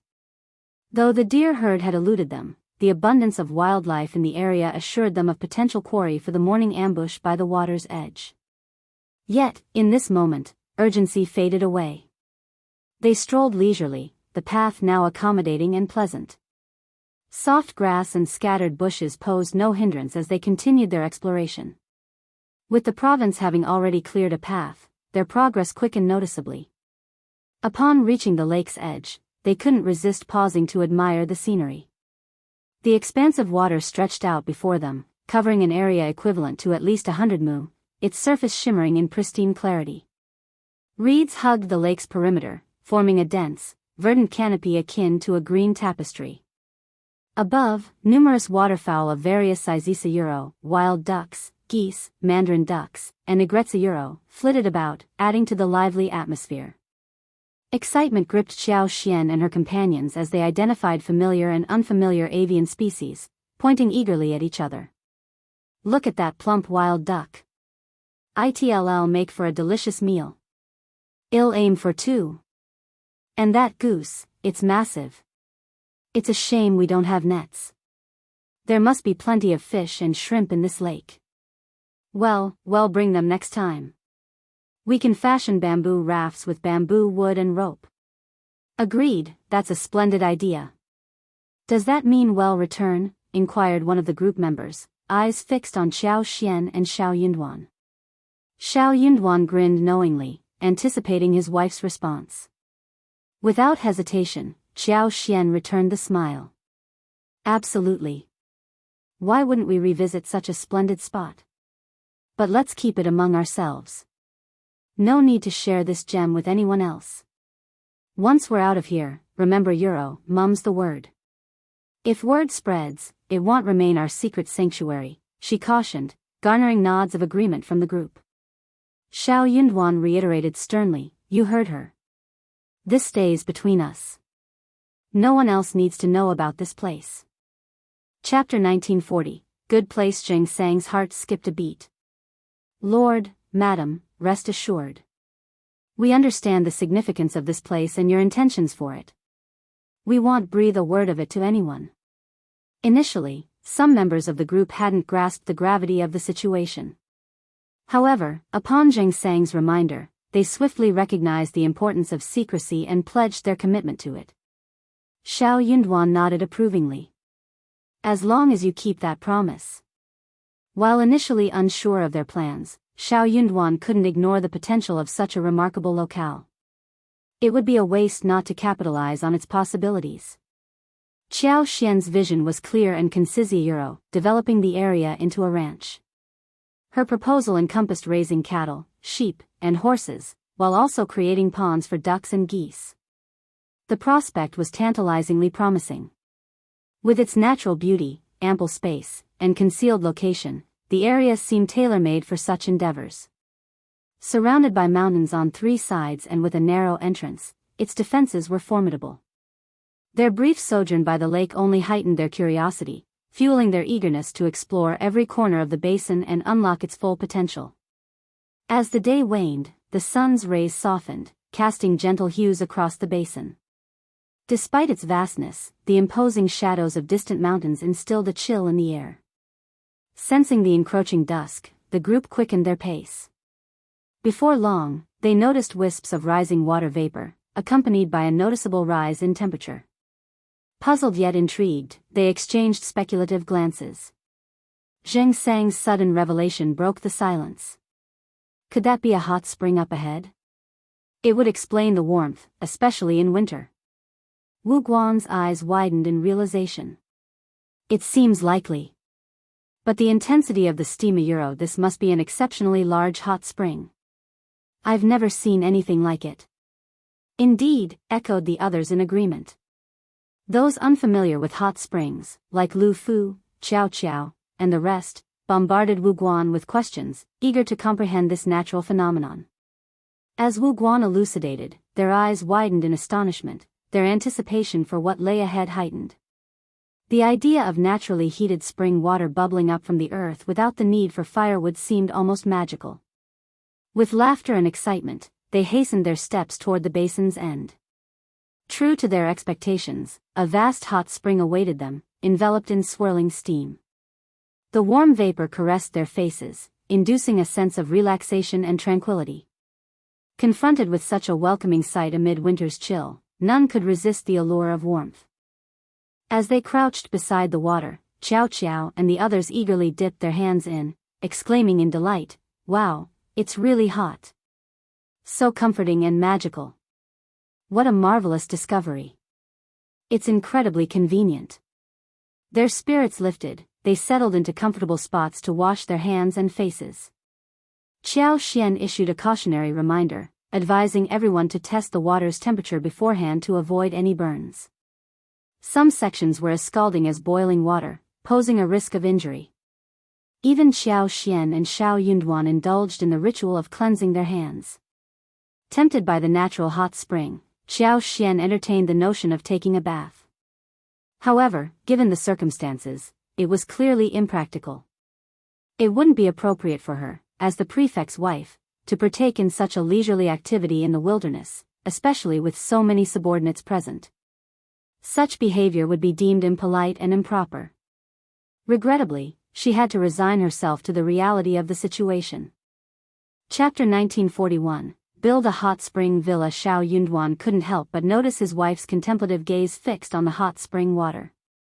He knew what she was thinking, and he found himself entertaining similar thoughts. Approaching Xiao Xian with a smile, he suggested, "Dear, how about we establish a hot spring villa here? It's not far from An's city, and we could spend a few days here." Xiao Xian's smile mirrored his own. "I was just about to suggest the same thing.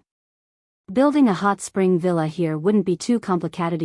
Just a wooden house would suffice. Beyond this basin lies the ancient forest, teeming with resources. Even without venturing out, we have lakes, rivers, and abundant prey right here." Xiao Yunduan nodded in agreement. "Come spring, when the weather warms up, we'll arrange for its construction." Excitedly, Xiao Xian added, "They'll design the villa to incorporate the hot spring directly." Perfect. Their eyes met, brimming with shared enthusiasm as they delved into planning. With nightfall approaching, preparations for dinner and lodging commenced. Zheng Sang, Wu Guan, and the others, well versed in the routine, required no instruction from Xiao Yunduan and Xiao Xian. Wu Guan led 2 individuals to scout for a suitable campsite, while Ai, Mianmian, Qiao Qiao, and Lu Fu set about handling the prey. Some ventured to gather firewood, while others prepared a space for a bonfire and barbecue. Mianmian and the others set to work downstream of the hot spring, where the warm water made it convenient to remove fur and wash the prey without fear of freezing hands. Today's catch of wild pheasants, hares, wild ducks, and grouse was swiftly cleaned in the soothing warmth of the water. Meanwhile, Ai attended to the deer he had hunted, slicing the meat into pieces and threading them onto tree skewers. Once skewered, they sprinkled a mixture of seasonings over the meats, allowing them to marinate and enhance their flavor for the upcoming roast. The abundance of trees on the hillside provided an ample supply of dead branches, easily gathered for firewood. Returning with their finds, the group wasted no time in starting fires. With nearly 20 people present, 2 fires were lit, ensuring everyone could partake in the cooking process. As the flames crackled and danced, each person took charge of roasting their own skewered meat. Mianmian and Xiao Qiao, aware of Xiao Xian's preference for chicken wings, thoughtfully skewered 3 pairs for her. They also prepared marinated wild duck legs, wild chicken legs, and succulent skewers of deer suet. Knowing Xiao Xian and Xiao Yunduan might not finish them all, they ensured there was plenty to share with the group. Once the meat was roasted to perfection, Wu Guan and the others, who had ventured off to scout for a suitable campsite, returned. Their faces were alight with smiles, their excitement palpable. It was evident they had secured a favorable spot for the night. "Thanks to Lord and Madam," Wu Guan began, "we stumbled upon a cave atop a nearby hill. Upon inspection, we found it spacious and dry. Let's make camp there and light a fire at the entrance for warmth." His announcement elicited cheers of gratitude from the group. "Indeed, thanks to Lord and Madam, we have a comfortable place to rest tonight." "No worries at all." Xiao Xian and Xiao Yunduan exchanged amused glances. They couldn't help but find the situation amusing. After all, they hadn't been the ones to discover the cave. Chapter 1942. Spending the night in the forest with a secure place for the night, the tension dissipated, and an air of relaxation settled over the group. Amidst lively conversation and laughter, the savory aroma of roasted meat wafted through the air, sizzling and crackling as it dripped onto the flames.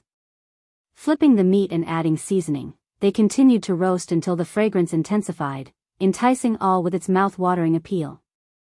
As the last morsels were savored and the sun dipped behind the mountains, they extinguished the bonfire and followed Wu Guan and the others back to the cave, carrying firewood for the night. Navigating the slope proved effortless, and soon they reached the cavern, spacious and dry as promised by Wu Guan's earlier assessment. With discussions underway, arrangements were made for night watch duty. A fire was kindled at the cave entrance, ensuring warmth and security throughout the night. As everyone settled in, Xiao Xian called for Li Xia, Mian Mian, and Xiao Qiao to join her and Xiao Yunduan, carving out a space for their small group within the larger gathering. Xiao Xian nestled against Xiao Yunduan's embrace, engaging in quiet conversation with Mian Mian before succumbing to fatigue. Today had been particularly taxing, and the excitement only added to her weariness. Cradled in her husband's arms, she felt a profound sense of security, drifting into slumber almost effortlessly. She stirred occasionally throughout the night, not due to the cold but rather the simplicity of their accommodations in the cave. As dawn broke, Xiao Xian roused from her rest, greeted by the sight of the brightening sky.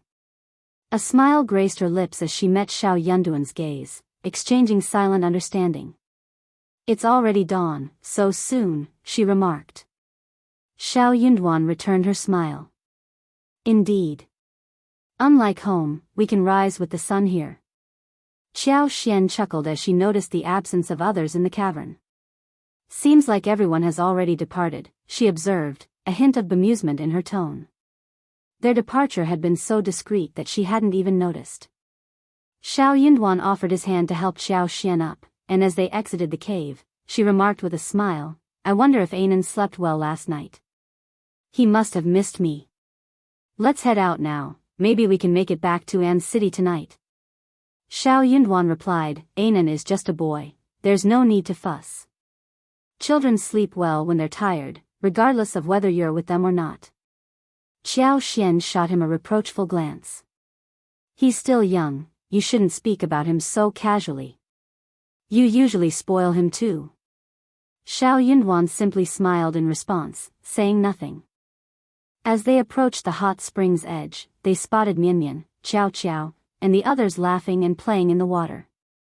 It was their first encounter with the hot spring, and they seemed to be enjoying it immensely. Upon noticing Xiao Xian and Xiao Yunduan's arrival, they eagerly greeted them, ready to share their experiences. After a quick freshening up, Xiao Xian and the group headed to the spot where the bonfire had been roasted the night before. Not long after, Zheng Sang and the others returned one after another. The atmosphere was filled with jubilation as everyone recounted their gains from the expedition.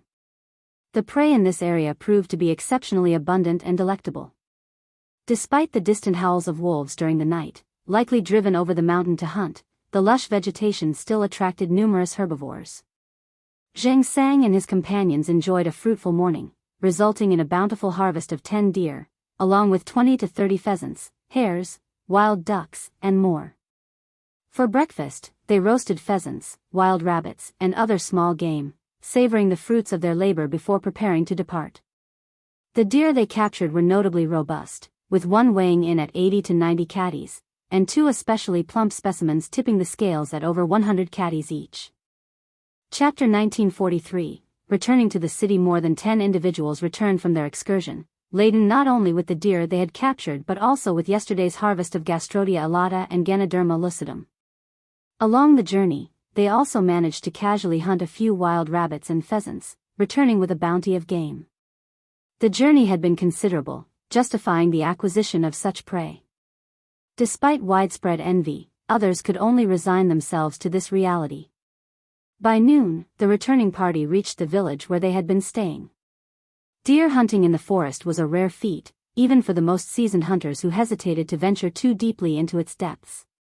The return of Xiao Xian, Xiao Yunduan, and their companions with such a remarkable haul left the entire village in awe. Almost the entirety of the village flocked to the land officer's residence to witness the spectacle. Excited children dashed around, exclaiming, "Look at the big deer! Look at the big deer!" They eagerly squeezed in, their envy palpable. One of the village's landlords even inquired if they were willing to sell the deer. However, selling was out of the question. The effort to acquire them had been considerable, and there were only 10 deer to share among them. Only those of notable stature could claim a portion, leaving the rest disappointed. The landlord was eager to purchase a deer by any means possible, but faced with their refusal, could only reluctantly abandon the idea. Ordinarily, a landlord might resort to raising the price or employing threats, but Xiao Xian, Xiao Yunduan, and their companions seemed formidable and not easily swayed. Hence, the landlord dared not provoke them. In a gesture of gratitude, Xiao Xian and the others gifted a pheasant and a wild rabbit to the land officer's family, sharing a modest meal before departing for An's province. Although they had already settled their accommodations with the land officer's family, the added gifts brought joy to their hosts, who bid them farewell with smiles. As night fell, Xiao Xian and company returned to the state office. After freshening up and changing out of their travel-worn attire, Xiao Xian went to check on her son. Children often seek reassurance from their mothers, particularly in the darkness of night. The little girl's muffled cries for "Mom" prompted relief and happiness among Nanny and the others when Xiao Xian arrived. The little guy was so happy that he screamed and threw himself at Xiao Xian, almost falling off the bed. The nanny, Kai Yun, and the others eagerly reached out to embrace him. The little one showed no fear, only giggles. Xiao Xian chuckled, scooping the child into her arms and peppering his face with kisses. "How dare you? My sweetie, do you miss me?" The little girl giggled and snuggled closer to Xiao Xian, her laughter melting Xiao Xian's heart. As Xiao Yunduan approached, he beheld the tender scene of mother and daughter embracing and couldn't help but smile, his eyes soft with affection. The successful hunt brought joy to all. Servants from the east courtyard gathered excitedly, chatting and pointing as they marveled at the sight of the wild deer. Although they couldn't feast on it, the novelty alone was worth the spectacle. The comfort of the lavish bed and soft pillows ensured everyone enjoyed a restful night's sleep. The following day, Xiao Xian made the decision to divide the spoils.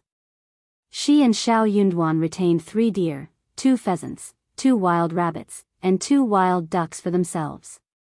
Meanwhile, Zheng Sang and Wu Guan divided 4 deer, along with 8 pheasants, wild rabbits, and wild ducks among them. Ai and the others received 1 deer, 1 pheasant, 1 wild rabbit, and 1 wild duck each, with the remainder distributed among Hang Xingshan, Sun Bai, and Sun Qian. Chapter 1944. Lord Xiao's luck. The outcome was deemed fair by all, with no disputes over the distribution. Lord and Madam received only a small portion, ensuring most of the spoils were shared among everyone else. There was little else to be said. Furthermore, the discovery of such a fruitful hunting ground meant they could return for more in the future. Xiao Xian and the others generously provided a portion to the servants, allowing each of them to enjoy a few bites. However, Li Xia, Songshi, and the other stewards were excluded from this share. Instead, Deputy Prefect Jia, along with Li Xia and Songshi, received 2 portions. Regrettably, none of the remaining scribes received any portion. With half of the spoils remaining, Xiao Xian and Xiao Yunduan were left with a manageable amount, aided by the cold weather allowing for preservation of the sutras, pheasants, rabbits, and wild ducks. The fresh and succulent venison was processed into meat paste and used to cook porridge, pleasing Anan as well. It had been quite some time since Xiao Xian had tasted such fresh venison. From roasted to stir-fried, grilled to stewed, the meat was prepared in various delectable ways, culminating in a splendid feast. On a whim, Lord Xiao decided to take his wife hunting, and it was only after they returned with a full load that news of their excursion spread throughout An city. Families in the area couldn't help but marvel at their luck. Despite An's province's mountainous terrain teeming with prey, Lord Xiao seemed unusually fortunate. Their destination was Mili Town, and considering the time spent en route, it was evident they wasted no time delving into the mountains for the hunt. Remarkably, they managed to capture 10 deer. While the smaller prey they caught weren't included in the count, their achievement was nonetheless impressive. With only 18 individuals in their party, and considering that Lord Xiao, Madam Xiao, and the younger children and maids lacked hunting prowess, It was quite extraordinary for a group of 12 or 13 people to secure 10 fat deer in such a short span. Their strength and luck were truly commendable. While they occasionally ventured into the mountains for recreational hunting, they never ventured too deep. They had never personally hunted deer before, let alone laid eyes on one. However, there were skilled hunters who captured and sold deer in the area. Admittedly, it wasn't a common occurrence. This was largely due to the elusive nature of deer herds, which typically avoided areas frequented by humans. They were swift and vigilant creatures, making them challenging to hunt. The return of Lord Xiao with such a bountiful harvest left everyone in awe. His luck and fortune were undeniable, prompting a collective sigh of admiration. It seemed one would fare well to align themselves with Lord Xiao, fostering honesty and cooperation for future endeavors. Amidst these reflections, it became evident that the weight of New Year gifts would significantly increase.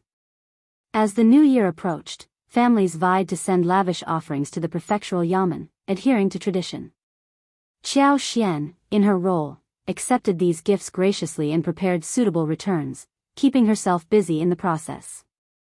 Some of the offerings were notably extravagant, prompting Qiao Xian to find justification swiftly. Given her husband's recent achievements in subduing bandits and assuming control of a region, it made sense for the attention lavished upon him. In any case, as everyone participated in the customary exchange of gifts for the new year, Qiao Xian reciprocated accordingly, ensuring she could afford to do so. Before they knew it, the 48th year of Qi Xian had arrived. Although Qiao Xian and Xiao Yunduan had not managed to reunite with Xiaoding village, they found solace in the company of many friends and Anan, creating their own small reunion.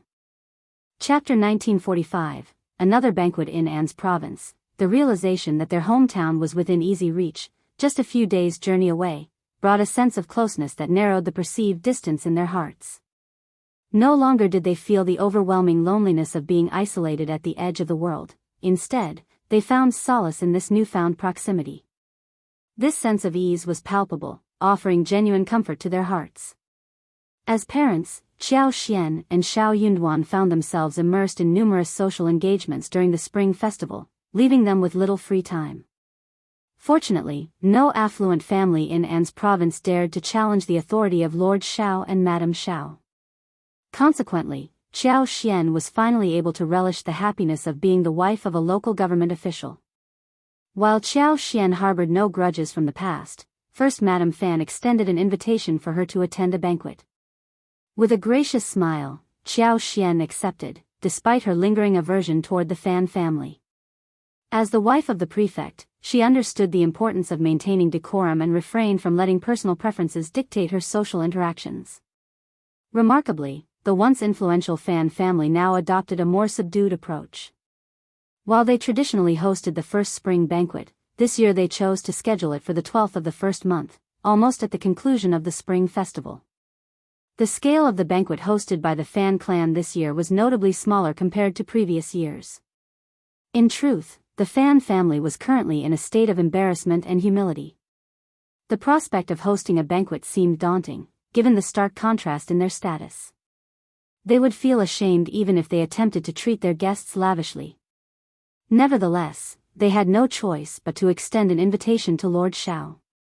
The consequences of not inviting him would only compound their embarrassment further, as rumors and speculations from outsiders would likely exacerbate their predicament. Fortunately, Qiao Xian found no reason to decline the invitation, demonstrating her willingness to visit, much to the relief of the two patriarchs and the two matriarchs of the Fan family. Madame Xiao's visit signaled Lord Xiao's leniency toward the Fan family and the bandits. Despite this, the Fan clan remained cautious, maintaining a low profile. When Qiao Xian arrived as the prefect's wife, it was expected that old lady Fan would personally welcome her and extend polite greetings, demonstrating the Fan family's sincerity. However, due to her advanced age, old lady Fan hesitated to subject herself to such discomfort. Instead, she chose to remain secluded within her courtyard, feigning illness as an excuse to avoid the social interaction. Fan Rian, likewise, struggled with the situation. Despite her reluctance to lower her status in front of Qiao Xian, her daughter persistently urged her to reconcile with Madame Xiao to secure her attendance at the banquet. Unable to dissuade her daughter, Fan Ruyan had no choice but to agree. Bai Ruerue took great care in preparing for the occasion, meticulously selecting attire and jewelry while inquiring about Xiao Xian's preferences, as well as those of her maids. This gesture both pained and gratified Fan Ruyan. While she couldn't shake the remorse for past events that had led to her daughter's suffering, she found solace in Bai Ruerue's maturity and willingness to shoulder the family's burdens. On the day of the Fan family's banquet, Xiao Xian, as customary, invited Mrs. Jia to accompany them. Upon their arrival, the women of the Fan family and the early arriving guests eagerly went out to welcome them. The two matriarchs of the Fan family greeted them with careful smiles as they all proceeded into the reception hall and took their seats. As pleasantries were exchanged, gifts were presented, and tea was served by the Fan family's maids, the atmosphere gradually warmed with laughter and conversation. However, Fan Ruyan remained reticent throughout the proceedings, fearful that speaking might lead to an outburst of anger towards Xiao Xian. It was a struggle she couldn't avoid, as her emotions threatened to overwhelm her. Thus, she chose silence as her refuge. Chapter 1946, Puzzlement. Fan Ruyan, visibly distressed on the sidelines, harbored such intense disdain for Xiao Xian that she found herself continuously mocking and mentally rebuffing her throughout the event. In stark contrast, Bai Ruerue's concern for Xiao Xian was palpable. Despite her junior status, she couldn't help but keep a watchful eye on Xiao Xian, occasionally stealing glances that puzzled those around her. However, her gaze was devoid of hostility. Xiao Xian, with her keen intuition, eventually sensed Bai Ruerue's genuine concern. Initially oblivious, she soon recognized the sincerity behind the younger woman's actions. This unexpected behavior left Xiao Xian perplexed. She never imagined that Fan Ruyan's daughter would harbor a desire to befriend her. Uncertain of the mother and daughter's motives, Xiao Xian couldn't shake the feeling of apprehension. However, the prospect of Fan Ruyan reforming her ways instilled a sense of cautious hope. Despite her skepticism, Xiao Xian found solace in the notion that Fan Ruyan was at least fearful. In her eyes, that fear served as a deterrent, ensuring that the event proceeded without incident. As the day came to a close, and the Fan family bid farewell to Xiao Xian without any disruption, a sense of relief washed over the two matriarchs, finally allowing them to exhale the tension that had plagued them throughout the gathering. After bidding farewell to the guests, the two matriarchs finally allowed themselves to relax, feeling deeply exhausted yet satisfied with the successful outcome of the event. However, second Mrs. Fan didn't immediately retire to her courtyard for rest. Instead, she sought out her sister-in-law to discuss the day's events. She couldn't help but express her confusion, remarking, "Today was quite intriguing, wasn't it? Despite our sister-in-law refraining from causing trouble after being taught a lesson, I can't quite fathom Ruerue's behavior. In the past, she was always in cahoots with her mother, singing praises to old lady Fan. But today, she seized the opportunity to cozy up to Madame Xiao and shower her with flattery. It's as if the sun is rising from the west." Second Mrs. Fan continued, "And did you notice her attire? Normally, she prefers flashy and ostentatious outfits adorned with gold and silver embellishments. Yet today, she exuded a much more refined and elegant aura, especially with those striking snow-green embroidered chrysanthemums." First Madame Fan furrowed her brow, equally perplexed by Ruerue's sudden change in behavior.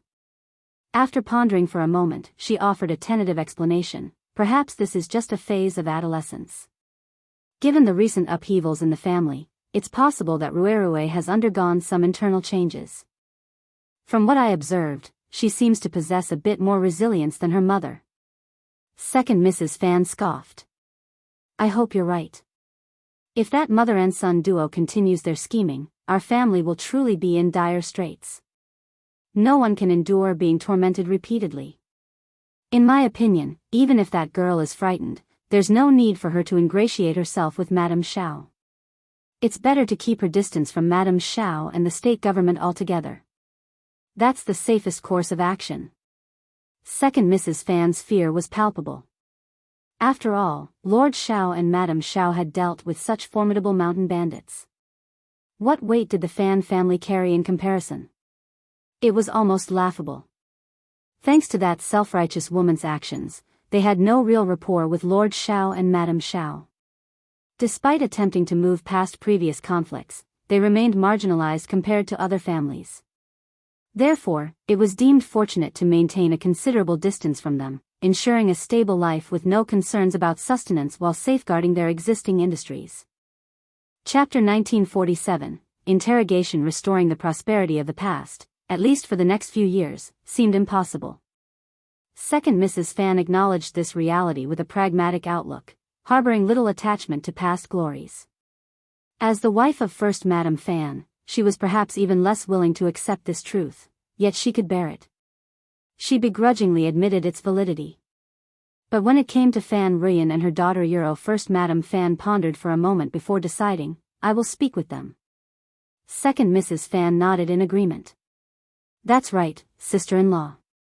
Don't forget." Once Second Mrs. Fan departed, First Madame Fan remained seated, quietly sipping her tea. After a while, she set down her cup and summoned someone. Then, she proceeded to the courtyard where Fan Ruyan and Bo Ruerue resided. First Madame Fan chose her words carefully. Fan Ruyan couldn't help but feel a surge of anger. What had she done to deserve this reprimand? Was it her conduct at the banquet today? Was her sister-in-law intentionally causing her trouble? Unable to contain her frustration, Fan Ruyan lashed out, venting her pent-up emotions. Feeling aggrieved and infuriated, she physically assaulted First Madame Fan. First Madame Fan's expression darkened as she responded with icy composure, "I was merely offering a friendly reminder. We can't afford any more trouble for our family. Madame Xiao's presence at today's banquet, and its smooth proceedings, are hard-won. Am I wrong to remind you of this?" Fan Ruyan sneered, "Sister-in-law, you're underestimating me. Do you really believe I would cause trouble? Would I harm my own family? Remember, this is my family too." First Madame Fan initially refrained from addressing Fan Ruyan directly, focusing instead on the matter at hand.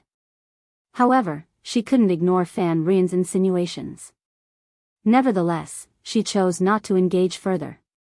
Instead, she cast a meaningful glance at Bararui and remarked, "Don't dwell on it too much, sister. I'm not one to stir up trouble without cause. I have my own reasons for being here.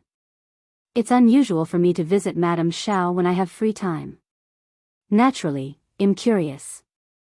It's only natural for me to inquire more." Fan Ruyan, absorbed in her grievances towards Qiao Xian, failed to notice the subtleties of the exchange. Upon reflection, however, she began to see the validity of First Madame Fan's words.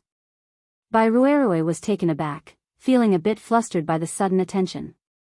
However, she was not one to back down easily. Blushing slightly, she retorted, "Eldest aunt, what are you implying? Our family is hosting this event, so what's wrong with me speaking a few words? How can you suggest otherwise?" Fan Ruyan chimed in, "Exactly. Ruerue is also contributing to the family. She's merely being courteous to Madame Xiao. Are you not satisfied with that?" First Madame Fan remained firm, stating, "There's no need for flattery. I've made my intentions clear. I am well aware of my actions. Ruerue has always had a penchant for vibrant and elegant attire, and her choice of accessories is always eye-catching. Today, she appears particularly refined and graceful. I just wonder who she's dressing up for." Chapter 1948, Fooled by Ruerue's heart raced as she felt a surge of guilt wash over her. "Eldest aunt, why do you always have to criticize me for my choice of attire? Can't I wear something delicate and elegant like this dress?" First Madame Fan scoffed. "I never said that." With those words, she rose from her seat and departed, leaving Bai Ruerue muttering to herself. When she glanced up, she was startled to find her mother's unwavering gaze fixed upon her. She attempted a forced smile. Mothra Euro Fan Ruyan furrowed her brows, scrutinizing her daughter. "Be honest with me, what's troubling you today?" "I didn't Euro, Ruerue, I am your mother." Fan Ruyan's tone carried a hint of displeasure. "You can't deceive me. I know you harbor disdain for Miss Qiao, so why pretend?" The sight of her own daughter fawning over Qiao Xian right in front of her left her deeply unsettled. If only she could turn back time and intervene before things escalated. Bai Ruerue slowly lowered her head, her delicate fingers fidgeting with her clothes nervously. Despite Fan Ruin's persistent inquiries, Bai Ruerue stuck to her story, insisting she feared reprisal from Madame Xiao, and thus sought to curry favor with Harayuro. Though skeptical, Fan Ruin found her daughter's distress genuine. No matter how hard she pressed, Bai Ruerue remained steadfast, on the verge of tears. Reluctantly, Fan Ruin had no choice but to accept her explanation. She couldn't help but feel a pang of sympathy for Bai Ruerue. She chastised Harayuro. After all, the Fan family hadn't reached such dire straits yet. There was no need for a young girl like her to sacrifice herself. Her mother and grandmother would shield her. She couldn't afford to be so naive in the future. Bai Ruerue found solace in Fan Ruin's embrace. Her voice sounded strained as she hummed, her eyes reflecting profound thoughts. No one could decipher her inner turmoil. As the prefect, Xiao Yunduan abstained from attending banquets, but he remained occupied throughout the spring festival. He busied himself with visits to esteemed families and hosting gatherings to honor erudite Confucian scholars from across the land. One such event was organized to welcome Jia Heming and other officials, providing them solace amidst their duties. Jia Heming, in his capacity as deputy prefect, reciprocated, extending the festivities for another day. Furthermore, Xiao Yunduan engaged in discussions with heads of prominent families to chart the development course for An's province. His schedule left him with scarce leisure time throughout the entire festival. While Xiao Yunduan had no intention of attending banquets hosted separately by the Mei and Hu families, they jointly arranged a gathering. Their motives were threefold: to reciprocate hospitality, to celebrate the advent of spring, and to express gratitude to the prefect for bringing peace and prosperity to An's province. Thus, Xiao Yunduan had to acquiesce, granting them due respect. Coincidentally, on the 12th day of the first lunar month, the prominent family clan secured the services of the renowned Cool Breeze Gang in An's province and extended an invitation to Xiao Yunduan. As they ventured out that day, Xiao Yunduan and Qiao Xian were in each other's company until they diverged along the way. However, Qiao Xian returned at 3 o'clock in the afternoon, prompting Xiao Yunduan's concern that the revelry might continue late into the night. While Xiao Yunduan occasionally attended such gatherings back in the capital, it was a rare occurrence for him here, marking his first attendance. At dinner, Qiao Xian found herself dining alone, with Anan occupied elsewhere. Perhaps due to the prolonged absence of family meals, Qiao Xian experienced a sudden emptiness in her heart. Reflecting calmly, she realized the irrationality of her worries and broke into a smile. She was letting her fears get the best of Harayuro, fearing that her husband might succumb to temptation and veer off the righteous path. Chapter 1949. Thoughts. He wasn't a naive, easily swayed individual. How could he succumb to others' advances so readily? Moreover, as the prefect, he held a position of authority and prestige. His circumstances had changed since his time in the Capitale Euro. Few would dare to plot against him so brazenly. As she pondered this, Qiao Xian found herself growing more reassured. But then, another thought crept in. Euro. Upon further reflection, she realized that her husband's current status as the prefect brought with it a host of individuals seeking to gain his favor. It wasn't quite the same as their life in the capital. Back then, despite his reputation, he held a modest rank as a fifth-grade official, attracting little attention from those seeking to ingratiate themselves. But now, in An's province, he was the authority figure. Euro, the one everyone sought to impress. And in his efforts to win her favor, he undoubtedly bestowed upon her various benefits: gold, silver, jewels, fertile lands, and perhaps even the attention of other admirers. Yes, Qiao Xian finally grasped the source of her unease. With a soft sigh and a smile, she anticipated what lay ahead. She also couldn't help but wonder if her suspicions were correct. Undoubtedly, Xiao Yunduan must have attracted quite a bit of attention from the women at the banquet today. The New Year's festivities presented an ideal opportunity for individuals to cozy up to Lord Xiao, a temptation that had lured many before the arrival of the new year. Lord Xiao had no concubines, and his affections were solely reserved for Madame Xiao. With the young master still in his tender years, Madame Xiao bore the responsibilities of both child-rearing and household management, in addition to navigating social obligations. Her plate was undoubtedly full, leaving little room for her husband's personal care. Considering this, it seemed only logical that Lord Xiao would benefit from the presence of a sensible and considerate companion. Indeed, anyone capable of presenting Lord Xiao with a suitable partner stood to gain considerable influence in the future of An's province. Lord Xiao's capabilities were such that aligning oneself with him promised prosperity and success. However, the task of providing Lord Xiao with a companion he truly admired was no simple feat. Lord Xiao wasn't a man of base desires, he was a distinguished scholar hailing from the most flourishing capital in the world. Prior to his relocation, he enjoyed considerable favor even within the prince's circle, suggesting he had encountered his fair share of captivating individuals. So, how could an ordinary beauty capture his attention? This woman would need to possess youth, beauty, intelligence, talent, empathy, gentleness, and consideration at the very least. She would need to exude an allure so captivating, so enchanting, that Lord Xiao couldn't help but be drawn to her. In essence, finding such a person was no small feat, but there were always those willing to take up the challenge. For instance, today, an affluent gentleman surnamed Zhuang went to great lengths to procure a clever and youthful maiden named Lu Ji from Jiangnan. While inebriated, he entertained the notion of presenting her to Lord Xiao. As for the entertainment arranged for today's festivities, the singers and dancers had been meticulously chosen and rehearsed well in advance. Many of these talents were specially imported from overseas before the onset of the new year. The elite families of An's prefecture spared no expense in their preparations for the banquet. Commencing at noon, the banquet commenced with guests seated amidst the soft strains of music, engaging in jovial conversation and laughter. The ambience was vibrant and convivial. Meanwhile, the gentlemen congregated, indulging in food, drink, and musical merriment. Before long, they found themselves unwinding as they engaged in animated discourse. Chapter 1950. Dance. Xiao Yunduan wasn't particularly fond of these social gatherings, but he understood their necessity and prevalence. He wouldn't display any displeasure or rebuke simply because he didn't enjoy them. He knew he had to put on a good show and navigate through the day. As the wine flowed and the dishes circulated, the atmosphere grew even more buoyant.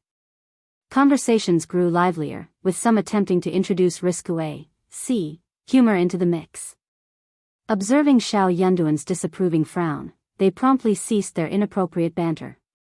Following the main course, the table was cleared, making way for an array of exquisite fruits, snacks, fragrant teas, and fine wines. The temporary stage, though devoid of any ambiguity, hosted a spirited performance, adding to the festivities. Despite having listened to performances all afternoon and dining well into the night, the excitement persisted. Throughout the event, Xiao Yunduan received compliments and toasts from those around him. He handled them with grace, neither overly affable nor aloof, maintaining a perfect balance that allowed no one to overstep their boundaries while leaving no room for criticism. Feeling weary of the social obligations inside, Xiao Yunduan sought respite by stepping outside for a while. The Cool Breeze Gang, renowned as the most opulent eatery in An's prefecture city, boasted a charming back garden, small yet exquisitely designed. Given its limited space, the garden featured potted flowers of various varieties arranged according to their blooming seasons. Plum blossoms, camellias, azaleas, and more adorned the landscape, their vibrant hues complementing the surrounding rockery, sweet osmanthus, bamboo, and picturesque pines. Nestled in one corner stood a quaint pavilion, encircled by water on three sides with a lively pond housing koi and other fish, adding a touch of whimsy to the scene. As Xiao Yunduan strolled amidst the garden's splendor, he unexpectedly encountered the second old master of the Mei family. Engaging in brief conversation, they were soon joined by others, their camaraderie leading them back indoors to enjoy the ongoing performance. As the afternoon progressed, the sun began its descent toward the western horizon, casting a golden glow over the surroundings. Gathering once more, the guests accompanied Xiao Yunduan for a leisurely walk through the garden, exchanging laughter and conversation. With dusk approaching, they eventually returned indoors, ready to continue the festivities. The evening banquet presented a marked contrast to the daytime affairs. Arranged in a traditional manner, the seating was organized with a prominent central seat flanked by 2 rows on each side, leaving an open space in the middle. Adorning the center was an exquisite flower carpet, while sumptuous dishes were served with meticulous care. As the toasts began, the musicians in the corner struck up a melodious tune, heralding the arrival of a troupe of dancers clad in alluring attire. With towering elegance and snow-white complexions, they captivated the audience with their mesmerizing performance. Leading the ensemble was a veiled figure, her eyes gleaming like autumn water, her waist swaying with graceful fluidity as she sang with dulcet tones. The spectators were instantly enthralled, their eyes alight with admiration and whispered praises. In particular, the leader of the dancers drew the gaze of nearly everyone present, her beauty both enchanting and mysterious, beckoning with irresistible allure. The song she sang seemed to resonate with the very essence of nature, its gentle melody teasing at the heartstrings of all who listened. Each verse seemed to caress the soul, leaving behind a lingering warmth and a tantalizing itch that could not be ignored. And yet, the veil shrouding her features only served to heighten the anticipation, fueling desires to unveil her true visage. As the final notes echoed through the hall, the audience erupted into thunderous applause and cheers, their fervor such that they wished to shower the beauty with silver and gold, if only to catch a glimpse of her unveiled face. Chapter 1951, Miss Lu Ji. Nevertheless, nobody was naive. They all understood that this exquisite beauty had been specifically arranged for Lord Xiao. They seized the opportunity to revel in the performance, shamelessly stealing more than a few glances. After today, they knew they wouldn't have the chance again. Such a captivating figure, alluring dance moves, enchanting eyes, and mellifluous voice truly epitomized supreme-grade beauty. Those who laid eyes on her couldn't help but feel their pulses quicken and their hearts stir. Lord Xiao was no exception to Euro, he was a man, after all.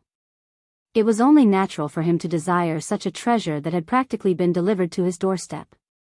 Considering it would come at no cost to him, why wouldn't he desire it? To pass up such a blessing would be sheer folly. Consequently, everyone assumed that this beauty belonged to Xiao Yunduan, and they lavished praise upon her accordingly. Absolutely stunning. Such a song belongs only in the Hevensa Euro, it's truly magnificent. And that dancey Euro, it's beyond compare. I've never witnessed anything like it before. A beauty capable of toppling Kingdomsa Euro, such rarity. We owe it all to Lord Xiao. Haha. Indeed, it's all thanks to Lord Xiao. Without him, we wouldn't have had the pleasure of experiencing such a marvelous performance. That's right, ha ha ha. Euro Xiao Yunduan heard everything and frowned slightly. He took it as a joke and did not say anything more. Unexpectedly, when the dance ended and everyone applauded, Old Master Zhuang said with a smile, Miss Lu Ji's song and dance is really amazing. If it weren't for Lord Xiao, there wouldn't be peace in An's prefecture. It's all thanks to Lord Xiao that we can enjoy the song and dance banquet here in peace. We should thank Lord Xiao for his kindness. Miss Lu Ji, why don't you toast Lord Xiao on our behalf? Everyone cheered loudly, clapping and laughing. Yes, yes. That's how it should be. Yes, it's all thanks to Lord Xiao. Miss Lu Ji, please have a toast to Lord Xiao.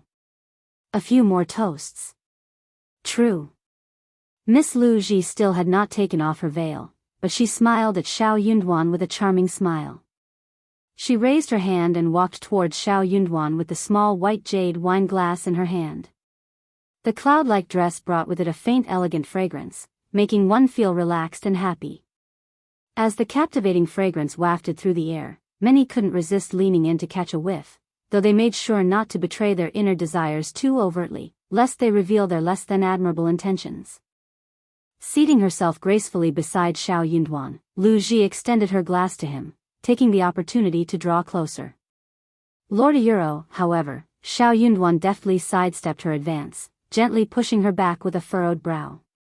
I've had my fill of wine today, so it'll pass. Instead, why don't you grace us with another performance, Miss Lu Ji? I'm sure everyone here would love to see it. Though Xiao Yunduan would have preferred to excuse himself from the situation, he recognized the importance of maintaining cordial relations with the influential families of An's prefecture for the region's development. Regardless of the intentions behind the offer of such a beauty, he couldn't bring himself to accept it. He wouldn't even entertain the idea of touching her.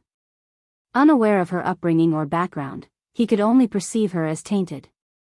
Chapter 1952, Decline. Lu Ji was momentarily stunned, feeling a wave of unease wash over her as she persisted in clinging to Xiao Yunduan. Lord Euro, however, Xiao Yunduan swiftly evaded her, fixing her with a cold stare that seemed to erect an invisible barrier, freezing her in place, rendering her unable to move. Raising his hand with a feigned gentleness in his tone and expression, Xiao Yunduan delivered a chilling command. Miss Lu Ji, please depart. Lu Ji stood frozen, unable to utter a word. The onlookers were equally taken aback. Many of the more observant individuals noted Xiao Yunduan's clear lack of interest in Miss Lu Ji. He hadn't even attempted to take advantage of the situation. They couldn't believe it. With Miss Lu Ji's undeniable allure, her figure, her charm, her alluring gaze, her melodic voice, surely she must be a beauty worthy of Lord Xiao's attention, given old Master Zhuang's boldness in offering her. If even Lord Xiao wasn't enticed by such a woman, then who else could possibly win his favor? Despite this, many remained hopeful, anticipating that old Master Zhuang's bold move might inspire others to vie for Lord Xiao's favor in the future, each seeking their own share of the spoils. For any man with means and status, the prospect of possessing numerous beauties was an enticing one. However, if Lord Xiao rejected such a supreme-grade woman, where could one possibly find a better match? Xiao Yunduan's decisive action shattered the illusions of many present. While those less perceptive individuals who remained enchanted by Miss Lu Ji's allure initially expressed their delight upon hearing Xiao Yunduan's words, applauding and cheering for his decision, others praised his integrity and magnanimity. Xiao Yunduan's smile served as a tacit confirmation of their sentiments. Without hesitation, Qing Yan promptly escorted Miss Lu Ji away from Xiao Yunduan's vicinity. Though reluctant to relinquish the wine glass in her hand, Miss Lu Ji maintained a facade of compliance, suggesting, "How could I defy Lord Xiao's wishes? Perhaps you could enjoy this glass of wine first. Afterwards, I'll treat you and the esteemed gentleman to another round of song and dance." The crowd erupted into cheers at her offer. Yet, before Miss Lu Ji could attempt to sidle up to Xiao Yunduan once more, Qing Yan swiftly intercepted, relieving her of the white jade wine glass with a genial smile. "Miss Lu Ji, please. The esteemed gentlemen are eagerly anticipating your performance." Embarrassed by the sudden turn of events, Miss Lu Ji glanced up at Xiao Yunduan with pleading eyes, but his impassive expression provided no solace. It was clear that Xiao Yunduan endorsed Qing Yan's directive. Observing Xiao Yunduan's apparent disinterest, Miss Lu Ji reluctantly swallowed her frustration. Deciphering the situation with practiced acumen, she opted to take a step back, offering Xiao Yunduan a placid smile before resuming her performance for the audience. Xiao Yunduan's aloof demeanor only served to stoke Miss Lu Ji's competitive spirit. Having heard that Lord Xiao had only one wife, who happened to hold the esteemed position of primus, Miss Lu Ji's curiosity about him had been piqued. Now, witnessing Lord Xiao's undeniable charm firsthand, her interest intensified. She hadn't anticipated Lord Xiao's remarkable presence, nor had she anticipated the lascivious and repugnant behavior of the crass old masters. Yet, despite this, her resolve to captivate him remained unwavering. Chapter 1953, conceded. She exuded confidence in her beauty, intellect, and talents, proficient in music, chess, calligraphy, painting, and the art of song and dance alike. Such multifaceted abilities were a testament to her capabilities. She couldn't fathom the idea of being overlooked, particularly by someone of Lord Xiao's stature. The notion of capturing Lord Xiao's attention was exhilarating. She had a gut feeling that if she could sway him, he would become her protector, offering her the stability she yearned for in life. Miss Lu Ji remained undeterred by Xiao Yunduan's initial indifference. On the contrary, she intensified her efforts, pouring herself into her performances, occasionally casting affectionate glances towards Xiao Yunduan. Her displays garnered admiration from the inebriated old masters, eliciting boisterous applause and laughter. Meanwhile, Xiao Yunduan maintained his composed demeanor, silently enduring the spectacle. Such composure was necessary for a local official. As the performance concluded, before Miss Lu Ji or old Master Zhuang could speak, Qin Yan interjected, Miss Lu Ji, your performance was exceptional. Lord Xiao wishes to reward you with 100 taels of silver. Please come forward to receive your well-deserved reward. Receiving 100 taels of silver was no trifling matter, yet Miss Lu Ji found herself grappling with the gravity of the situation. Wasn't this precisely what she had desired? Thank you graciously for your generosity, Lord. Your esteemed regard overwhelms me. May I be permitted to remain and attend to your wine? Lu Ji's voice was soft and reverent as she inclined her form towards Xiao Yunduan. Her slender frame exuded an air of graceful desperation, amplifying her plea. Her eyes, brimming with timid adoration, coupled with her tender tone, bespoke volumes of admiration. Such a display of charm would render any man vulnerable to her allure, imbuing him with a sense of pride and assurance. As the crowd erupted in cheers, laughter, and applause, Lu Ji's bashfulness swelled into fervent passion, propelling her towards Xiao Yunduan with a determined stride. No need, Xiao Yunduan interjected calmly. I am not accustomed to close company. Miss Lu Ji, if you're not fatigued, why not grace us with another song and dance? I believe everyone here enjoys your performance. Lu Ji's equilibrium wavered, nearly causing her to stumble. This was unexpected.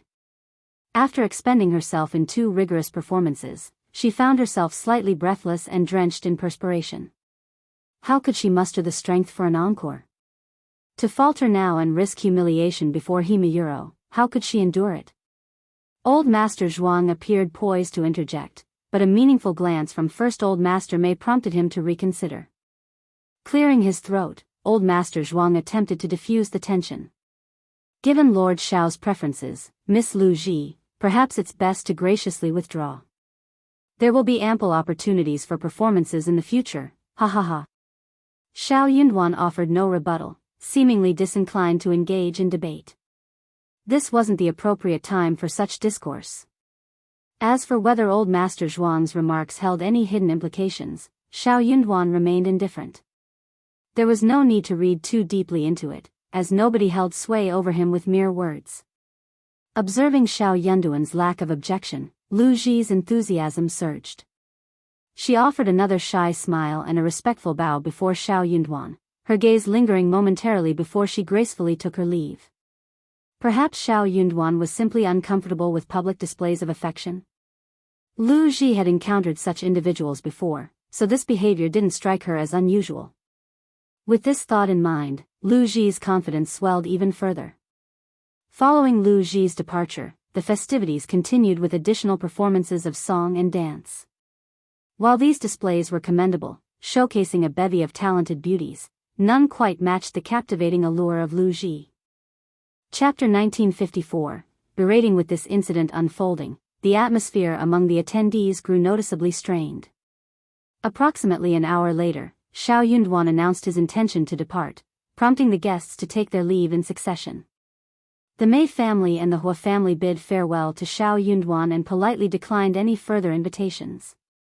It was widely speculated that the Mei and Hua families harbored plans to surprise Lord Xiao in private.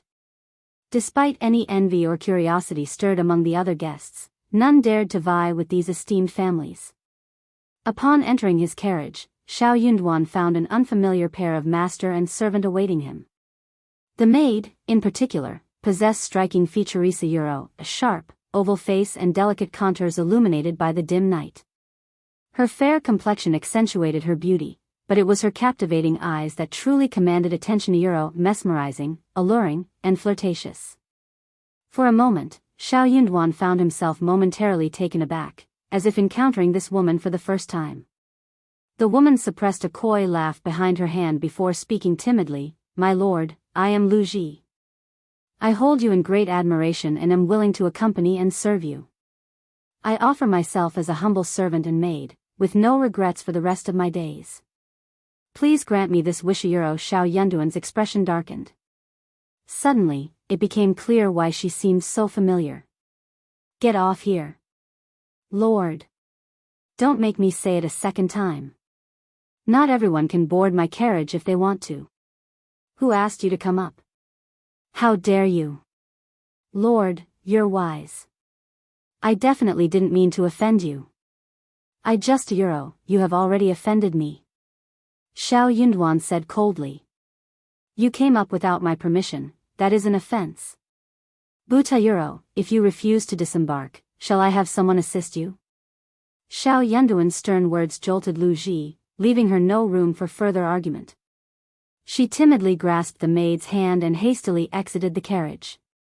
As Lu Ji vacated her seat, Xiao Yunduan cast a disapproving glance in her direction, his brow furrowing in displeasure. With a decisive pivot, he descended from the carriage and ordered Qin Yan to fetch a horse. Mounting swiftly, he rode off, trailed by Sun Bai and his retinue. Meanwhile, Qin Yan commandeered the vacated carriage, positioning himself at the edge with a disdainful snort aimed at Lu Ji, before instructing the coachman to proceed. Internally flustered, Lu Ji found herself at a loss for words, her thoughts swirling chaotically. The maid, bewildered by the unfolding events, voiced her confusion. "Miss, how could Lord Xiao treat you like this? You've done nothing but Kinessa euro." "Enough," Lu Ji interjected, her embarrassment threatening to overwhelm her. She turned away, seeking solace in the presence of Old Master Zhuang. Old Master Zhuang, too, appeared taken aback and apprehensive. Could this incident incur Lord Xiao's ire? Regardless of his concerns, his only course of action was to escort Lu Ji back promptly and relay the events to the second Old Master of the Mei family with haste. Lu Ji's exceptional beauty made her a rare find indeed. Even with ample resources, locating her wouldn't have been a simple task. Upon hearing the report, second Old Master Mei offered little response, allowing Old Master Zhuang to depart without much ado. However, once alone, his countenance soured considerably. The discovery of this coveted beauty proved to be a disappointment. She seemed utterly ineffectual. Later that evening, the three brothers convened in the study, their minds burdened with worry. Third Old Master Mei was the first to voice his frustration. What is Lord Xiao's objective? If he shuns female company, does he not desire a spouse and heirs? Why shun the company of a suitable mate? What harm could it possibly bring? I find it utterly confounding. Chapter 1955, Fate. Second Old Master Mei let out a heavy sigh. Nothing is guaranteed. I had hoped that Lu Ji could sway him, or at least earn us a favorable mention. It would have saved us a lot of trouble. Sigh. The two brothers commiserated with each other, their minds burdened with concerns and uncertainties. It's just unfortunate that the gift didn't appeal to him. What more can be done, lamented one. Old Master Mei listened intently before offering his perspective. Simply because he rejected Lu Ji doesn't mean he's averse to others. Xiao Yunduan is, first and foremost, a scholar, a formidable one at that. It's not uncommon for scholars to have reservations, particularly in matters of reputation and sensitivity. His rejection in public may be a reflection of such concerns. Third Old Master Mei chimed in, nodding in agreement.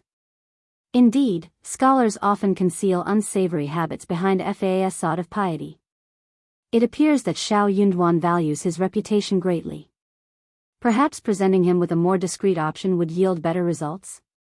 Despite his doubts, Third Old Master Mei remained convinced of Lu Ji's irresistible allure. Surely, no man could resist such exquisite beauty. It would be a waste not to pursue her. Old Master Mei interjected, his tone firm. It's not prudent. Xiao Yunduan values his reputation highly. If he rejected Lu Ji, he may not accept her in private. We must explore other avenues to secure his favor. But where could I find another woman like Lu Ji? It doesn't have to be identical, Old Master Mei retorted disdainfully. Scholars are known to value serendipity. Our chance encounter is far more favorable than a direct presentation from others, wouldn't you agree? The eyes of the other two Mei family elders gleamed with newfound hope. Elder brother, that's a brilliant notion. As Xiao Yunduan returned to his quarters in the backyard of the state office, he was greeted by Qiao Xian's welcoming smile. Caught off guard, Xiao Yunduan's gaze softened as he reached out to her. Why are you still awake? I was waiting for you, Qiao Xian replied, her smile unwavering. You smell of alcohol. Have you been indulging in drink all evening? Xiao Yunduan hesitated for a moment, feeling a pang of guilt at her inquiry.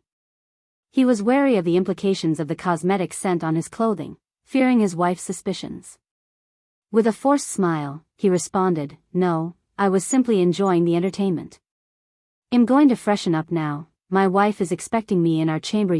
Though innocent in his actions, he recognized the potential for misunderstandings. It was better to swiftly dispel any doubts to maintain domestic harmony. Xiao Xian nodded understandingly.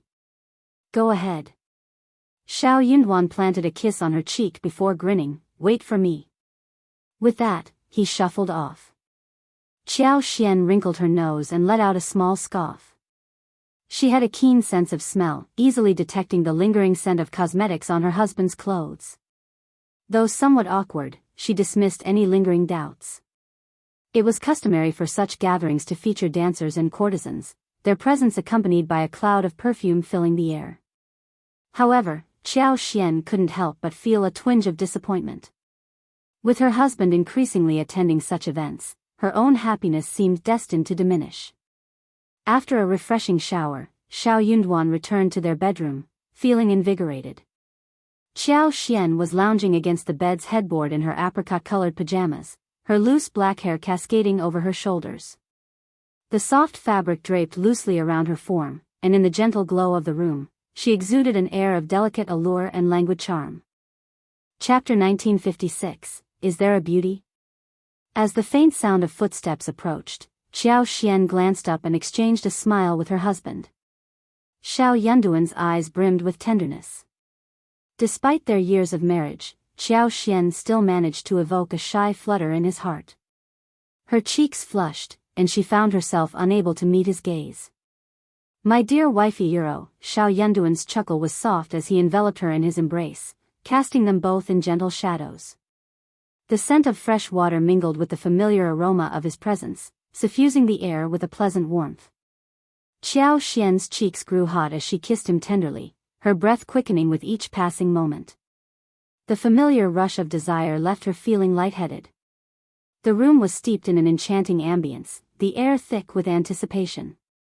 Eventually, as the tension ebbed away like dissipating clouds after a storm, they remained ensconced in each other's arms, reluctant to disrupt the tranquil atmosphere. After tidying up the room, Xiao Yunduan drew her close once more, his smile tinged with contentment as he whispered sweet nothings into her ear.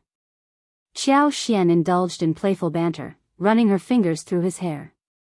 With a mischievous half-smile, she teased, "Did you happen to encounter any captivating beauties at the banquet today?" The ambience was just right, the perfect moment for indulgence and affection. It was only fitting that he inquire. However, there was no way she could retire for the night with him. Otherwise, slumber might prove elusive. Xiao Yunduan gently tapped her nose, a knowing smile gracing his lips. He anticipated her question. "In truth," he began, "there were a few performers singing and dancing, their cacophony causing quite the headache. Whether they were exceptional or not mattered little to me. Their presence holds no significance." Xiao Xian chuckled, feeling reassured by his response. For women, a man's attitude mattered most, words reinforced by actions. Indeed, she concurred, those unruly individuals harbor ill intentions. "My dear husband, steer clear of their company. Should anyone persist in associating with them despite the warnings, I'll not hesitate to assert my claim as a jealous wife." Xiao Yunduan gently kissed her, his voice tender, "Never. I couldn't bear it." They already had a son, with plans for more children in the future. If his wife were to be labeled as a jealous woman, their children could simply brush it off, joking that she was their daughter-in-law, and it wouldn't affect their son-in-law. Xiao Yunduan was thinking ahead, considering the long-term implications. If Xiao Xian had known his thoughts, she would have been torn between laughter and exasperation. But she didn't press further, content with his response. Never one to dwell on such matters, Xiao Xian shifted the conversation to their plans for admiring the Lantern Festival lights on the upcoming 15th day of the lunar month, before drifting off to sleep. It would be the first New Year celebration since the resolution of the bandit problem. Naturally, the Lantern Festival on the 15th day of the first lunar month promised to be lively. The local government had issued calls for merchants to prepare countless lanterns, ensuring a grand celebration. As the final festivity of the spring festival season, the Lantern Festival marked the beginning of warmer weather and the implementation of new plans for farmers and merchants alike. The bustling festivities of the Lantern Festival were a fitting conclusion to the joyous season of celebration. As the Lantern Festival approached, a multitude of lanterns adorned the backyard of the state government office. With dusk settling in, the lanterns were gradually illuminated one by one. Anan, curious and intrigued, reached out tentatively to touch them. Meanwhile, Xiao Xian had instructed the kitchen to prepare a generous assortment of glutinous rice balls, featuring fillings such as sesame sweet osmanthus, red bean paste, peanut, hawthorn, pork, fish, and chikina euro, enough to satisfy the entire East Yard. Additionally, she arranged for a plentiful supply to be distributed to the guards on duty at the office. Chapter 1957, Lantern Festival. They also arranged for a special break for the guards. Those with no pressing duties were permitted to take time off and enjoy some leisure activities. Grateful for the gesture, the guards happily expressed their thanks. After indulging in the glutinous rice balls, they gathered their friends and ventured out in groups to join the festivities. Xiao Xian and Xiao Yunduan decided to explore the Lantern Festival together. However, Anan, still too young and with the crowds at the festival, was left behind. Despite missing out on the Lantern Festival, Anan was entertained by the numerous lights in the yard. Unbeknownst to him, Xiao Xian slipped out of the door. The Lantern Festival grounds had been meticulously planned by the Yamen, featuring 2 long streets and a spacious square interconnected. Tonight, access to the area was restricted, with no carriages or horses allowed entry, and bailiffs stationed at the entrances. Stepping off the wagon, Xiao Xian and Xiao Yunduan found themselves engulfed by a bustling throng of revelers. So many lights, such a lively atmosphere. Next year, when Anan is a bit older, well, bring him along too. Xiao Xian remarked with a smile, envisioning future outings with her child. Xiao Yunduan assisted Xiao Xian in fastening her cloak, adorned with rose-red embroidery and rabbit fur trim, before intertwining his fingers with hers and guiding her forward. Anan is still young, he'll be fine on his own. This year's Lantern Festival held a dual significance, commemorating the triumph over the bandits and celebrating the appointment of the new Lord Prefect. Merchants and prominent families spared no expense in adorning the streets with a dazzling array of decorations. The streets were aglow with myriad lanterns, each more splendid than the last. Xiao Yunduan admired them as they strolled, marveling not only at their exquisite designs and illustrations but also at the diverse materials Usita euro, silk, gauze, craft paper, snow wave paper, mulberry paper, wood, bamboo, feathers, glass, jade, and more. Each lantern boasted intricate craftsmanship, adorned with silk, jade, beads, and threads, captivating the eyes of passers-by. In the spacious plaza, enormous lanterns resembling miniature houses adorned the surroundings, their brilliance imbued with symbols of auspiciousness: euro, pine cranes, springtime scenes, carps leaping over the dragon gate, change ascending to the moon, flourishing lotus flowers, and bamboos signifying safety. Crowds gathered around these magnificent displays, pausing to admire, jest, and point in awe. Numerous grand lanterns were adorned with vibrant floral arrangements, surrounded by pots of blooming lilies, chrysanthemums, coxcombs, and more, enhancing the festive ambience.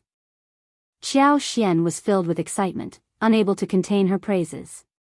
Yet, amidst her admiration, a tinge of regret lingered. It was a shame that such a picturesque scene couldn't be captured in photographs. If she wished to behold it again after today, she'd have to wait until the following year. Xiao Yunduan reserved a private room at a tea house overlooking the square. As they made their way toward it, intending to savor the scenery from the comfort of the tea house, they unexpectedly encountered Mrs. Jia and 2 other acquaintances, also immersed in lantern admiration. Mrs. Jia and her companions approached them with greetings, prompting Xiao Xian to extend her hospitality. One of the ladies, Mrs. Lin, suggested they join her in the private room. Madame Jia and Mrs. Long chimed in, smiling warmly. Reluctant to appear inhospitable and mindful of preserving social decorum, Xiao Xian acquiesced with a smile, urging Xiao Yunduan to return home with her.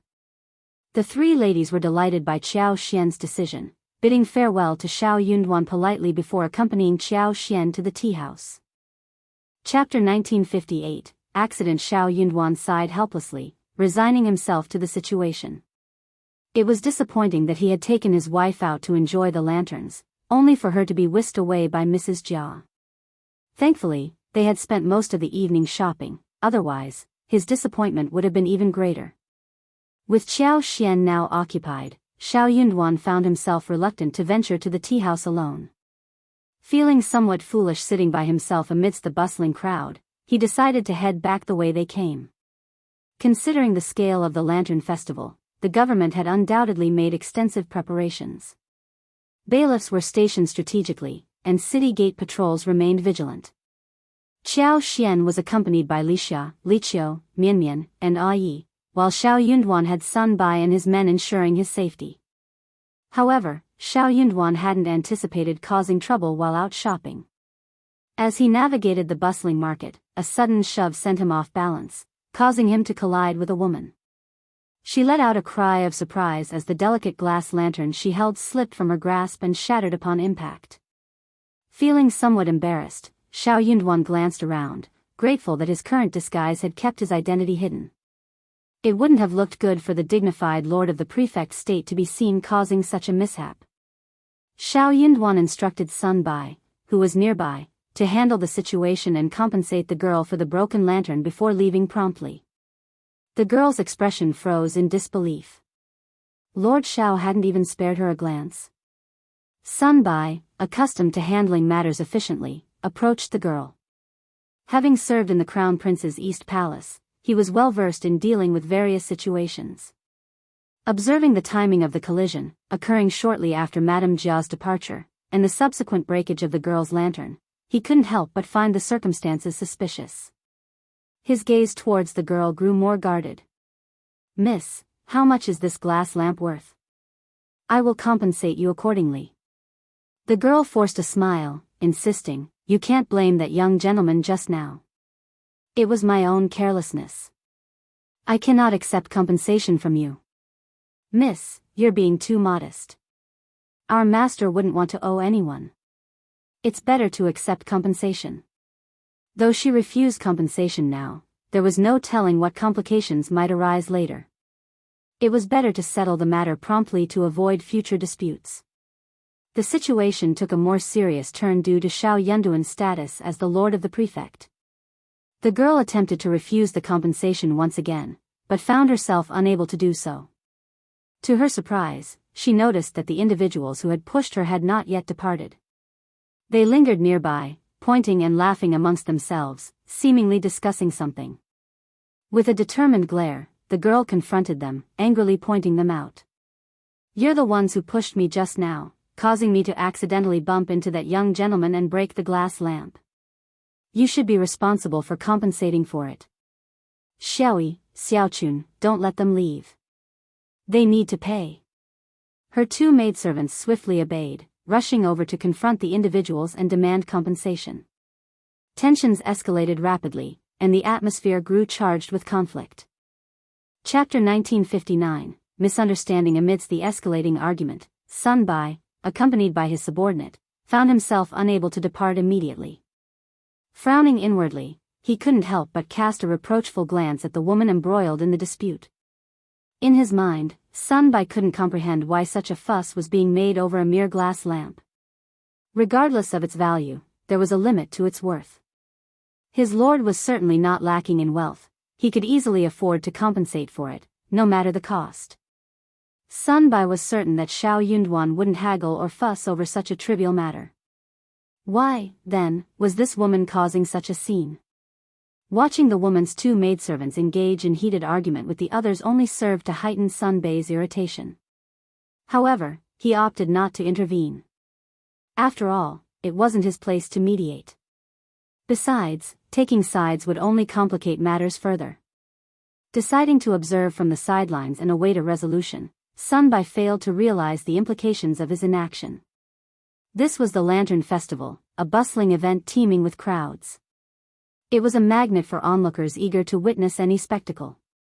Before Sun Bai could discern the gravity of the situation, a throng had gathered around, drawn by the commotion. As the crowd swelled, the likelihood of encountering acquaintances increased exponentially. With the growing crowd, the likelihood of encountering acquaintances skyrocketed, especially for someone like Sun Bai, a constable of the An's province's government office, known to many in the city. True to expectations, it didn't take long for someone to recognize him amidst the throng. Before long, a familiar face approached Sun Bai, offering greetings and inquiring about the situation, offering assistance if needed. The sharp-witted maidservant, Xiaoyi, seized the opportunity to amplify the situation, raising her voice to draw attention. Boom! In no time, the entire gathering was abuzz with speculation. As rumors spread, they took on a life of their own, growing increasingly absurd. Soon, the tale morphed into a sensationalized narrative. Lord Xiao, witnessing an injustice, unsheathed his sword to defend a young and beautiful woman being harassed by ruffians in the lantern market, accidentally shattering a glass lamp in the process. His chivalrous act sparked awe and admiration throughout the crowd. The romantic gossip between a man and a woman had always been a favorite topic of discussion among the locals. Even the slightest hint of a connection would set imaginations alight, sparking wild interpretations and rampant rumors. The intrigue was heightened by the fact that one party was a young and beautiful heiress from an obscure family, while the other was a rising star, the Lord Prefect. The tantalizing 8 trigrams between them fueled endless curiosity and speculation. As the crowd swelled that night, Sun Bai began to sense that something was amiss. Dismissing the instigators and compensating the girl with silver, he attempted to clarify the situation. However, some people were more inclined to believe their own fantasies than the truth. There were even those who cynically believed that Sun Bai's explanations were merely attempts to cover up the real story. As for Sun Bai's true intentions? Well, that was a secret he couldn't divulge. Her speculation wasn't unfounded, it had a basis. After all, why would Constable Sun escort that girl home that night if there wasn't something between her and Lord Xiao? It seemed like the most logical conclusion. Upon hearing this later on, Sun Bai couldn't help but feel dejected. The girl had pleaded with him pitifully to accompany her home, citing fear of further harassment from the instigators. Faced with a vulnerable trio of women in the dead of night, Sun Bai found it impossible to refuse. Chapter 1960, Unexpected. If anything were to happen to that girl, it could potentially implicate Lord Xiao, making the situation difficult to explain. From Sun Bai's perspective, he had simply escorted her home, ensuring her safety with the presence of his subordinates and 2 acquaintances. He had believed it would be a straightforward task, but he hadn't anticipated the ensuing rumors. In reality, the moment the girl accidentally shattered the glass lamp on Xiao Yunduan, events spiraled out of his control. Both Xiao Yunduan and Sun Bai remained unaware of the rumors circulating about them. For Xiao Yunduan, it was a minor incident that he swiftly left behind, delegating to Sun Bai without further concern. As for Sun Bai, he too saw the night's events as uneventful and quickly moved on. With the demands of post-spring festival responsibilities looming, neither of them gave much thought to the incident thereafter. Thus, he found himself at a disadvantage. This was the unfolding narrative. Meanwhile, Xiao Xian and Mrs. Jia didn't linger long at the festival, as women typically didn't stay out late. By the time Xiao Xian returned home, Xiao Yunduan had already retired for the night, and Ainan was sound asleep. The couple settled into their room, and the night passed without incident. With the conclusion of the spring festival, Xiao Yunduan was consumed with tasks like rice planting and road repairs, leaving little room for leisure. Given that the rice seeds had been provided by the government the previous year, Xiao Yunduan intended to continue his partnership with Yuezhing Xiao for this year's crop. However, no one could guarantee the same yield as last year. It was widely regarded as a stroke of luck, an anomaly in the Lord Prefect's favor. Xiao Xian recognized the importance of managing expectations moving forward. If the same level of prosperity from the previous year was expected again this year and beyond, disappointment and resentment among the people would inevitably arise. With this in mind, Xiao Xian decided against intervening in the rice production this year, including her own 60,000 mu of paddy fields. Upon returning from their hunting trip in Mili town, Xiao Yunduan and Xiao Xian had already conferred with Jia Hemming and others regarding the road repairs, and the project was now officially underway. The infrastructure of An's province had languished for numerous years, leaving the roads to various towns in dire need of repair. In the 3 towns near the capital city, the road conditions were relatively better. However, as one moved further away from the capital, the road conditions deteriorated significantly. The 2 towns furthest away faced substantial challenges in transporting rice seeds and collecting taxes on public grain every year. The state of those roads was a constant headache for authorities. Xiao Yunduan agreed with his wife's perspective. He realized that if they aimed to prosper, they needed to prioritize road construction.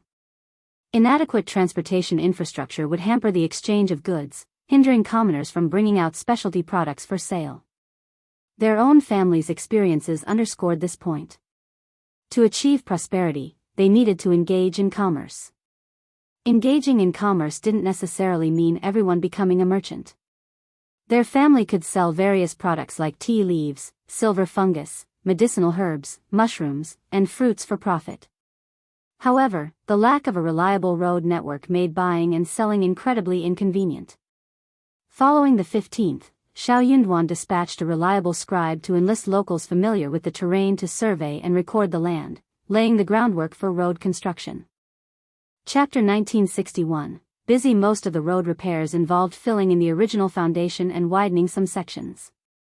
The overall layout remained largely unchanged, provided one was willing to endure hardship and adhere to provincial regulations. Manpower for road repairs was readily available through conscription, with nearby commoners providing the necessary labor force. The government historically employed this method whenever manpower was needed. However, the real challenge lay in financing the road repairs.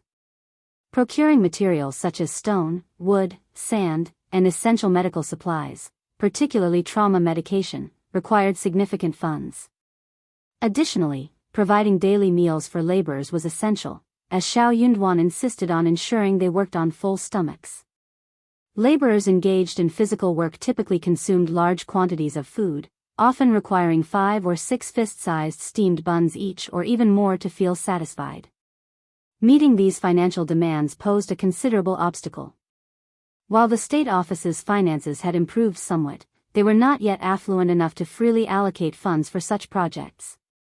Furthermore, the road repairs presented an opportunity to solicit donations from wealthy families and businessmen who stood to benefit the most from the improved infrastructure.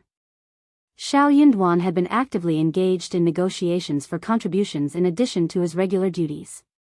Meanwhile, Qiao Xian was equally occupied with her own responsibilities. She had plans to cultivate a variety of herbs, star anise, peppers, and fruit trees in large quantities this year. Ensuring the success of these endeavors required careful planning and execution, leaving her with a full schedule each day.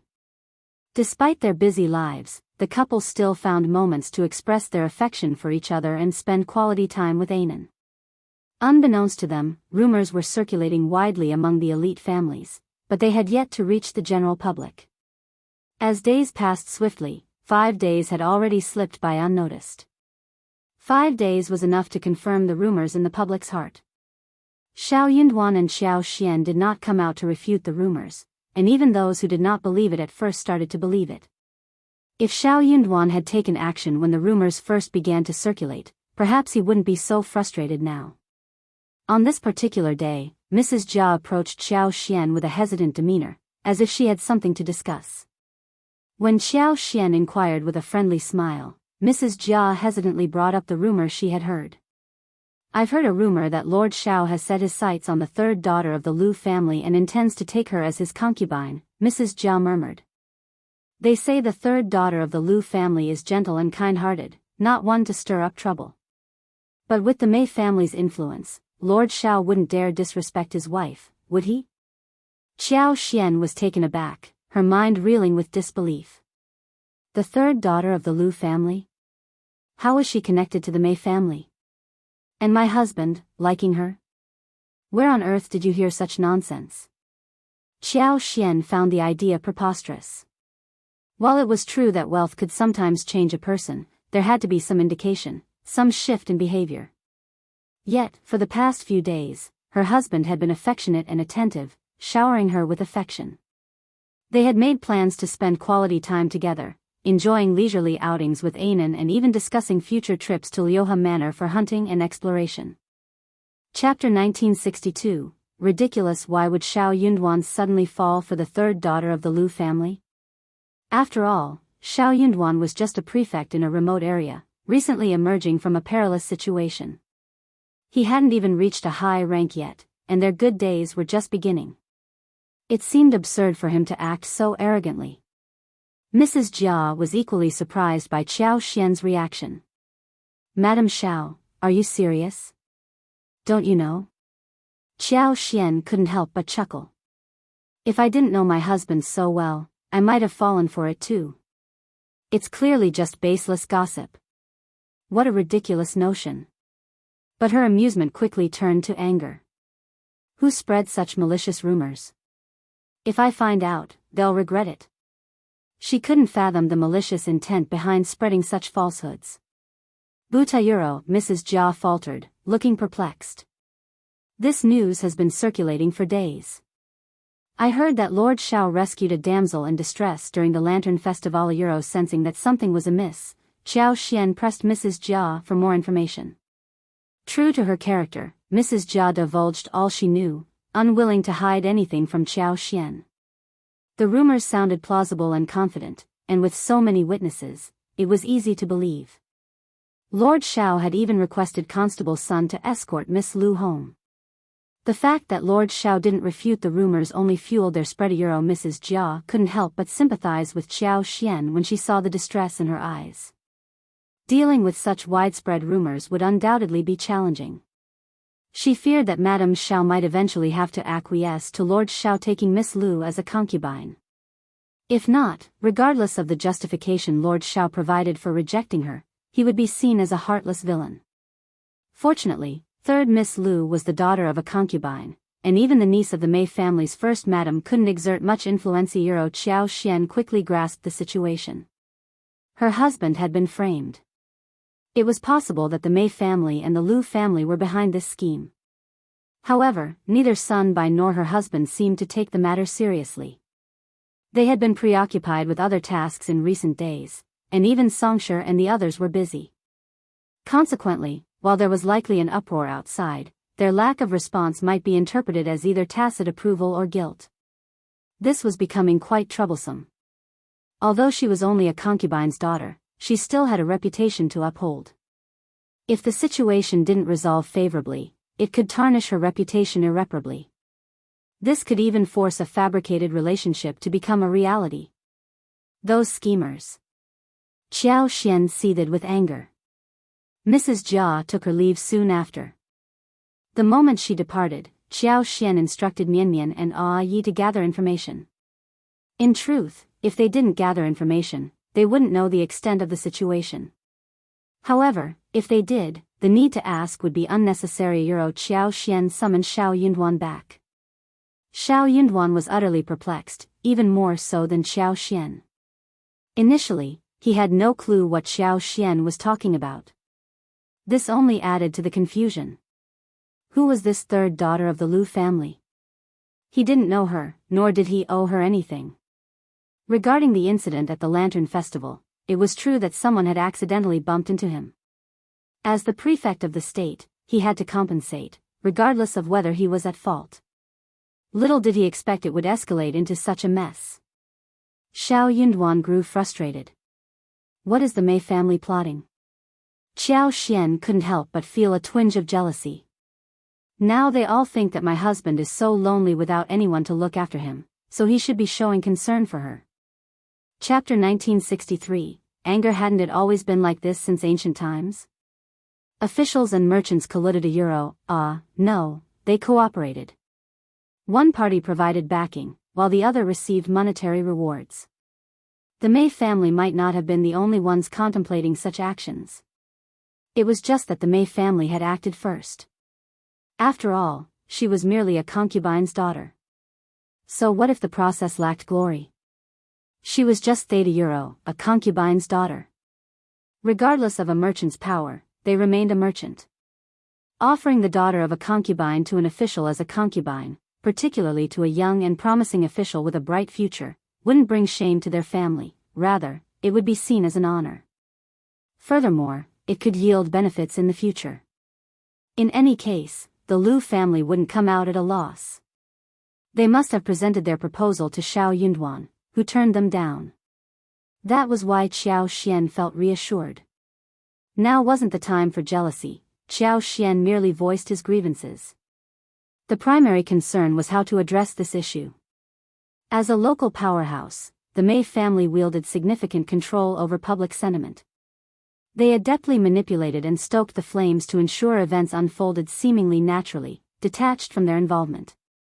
5 days had passed since the incident, and Xiao Yunduan and Xiao Xian had missed the prime window for investigation and clarification. Even the rowdy individuals implicated in the night's events likely found themselves swiftly dealt with by the Mei family and relocated. With little recourse, Xiao Yunduan felt a deep sense of frustration. His sole solace lay in the fact that his wife remained understanding and refrained from causing a scene, sparing him further trouble. Expressing his discontent with both the Mei and Lu families, Xiao Yunduan sought to reassure Qiao Xian. He vowed to resolve the issue and adamantly declared his refusal to marry the third daughter of the Lu family. Come what may in the court of public opinion, he was determined to dispel these rumors. Even if faced with criticism for not initially addressing the rumors, Xiao Yunduan felt compelled to set the record straight. Upon learning of the situation that day, he resolved not to let the rumors persist unchecked. Without delay, that very afternoon, Xiao Yunduan refuted the rumors and provided a full account of the events from that fateful night. Simultaneously, he steered and managed public opinion. As the prefect lord, honesty was his cornerstone. There was no need for deceit.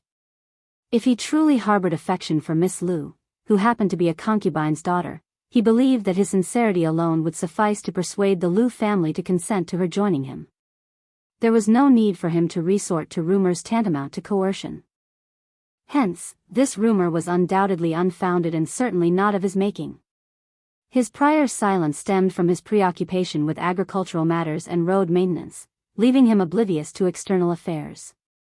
Similarly, his wife, engrossed in farming, paid little heed to external happenings. The unfolding of events caught him off guard, and he acknowledged his fault in inadvertently implicating the innocent Miss Lu. He came forth to testify to Miss Lu's innocence and expressed his remorse, vowing to compensate the Lu family accordingly. Should the Lu family stipulate any condition, barring illegal or unethical demands, he pledged to fulfill them to the best of his ability. This assurance carried weight, for he held the esteemed position of prefect lord of An's prefecture city. Failure to uphold his word publicly would tarnish his reputation and jeopardize his future endeavors. Chapter 1964, Self-Recommendation. Simultaneously, Xiao Yunduan gravely addressed the presence of an instigator working behind the scenes to sow discord between himself, the Lu family, and the Mei family. Their aim was to disrupt the harmony and progress of An's prefecture. Such a person was utterly despicable. He pledged to launch a covert investigation to uncover the identity of this malicious individual. Once found, they would face severe consequences for their sinister actions. These words reverberated with shock among the onlookers. Many were intimidated into silence, refraining from reckless discussions. Even if the flames of discontent burned within, they dared only to confide in their families behind closed doors, avoiding any brazen remarks. The citizens of An's city were well aware of Lord Xiao's capabilities. His stern warning quelled any further impudence.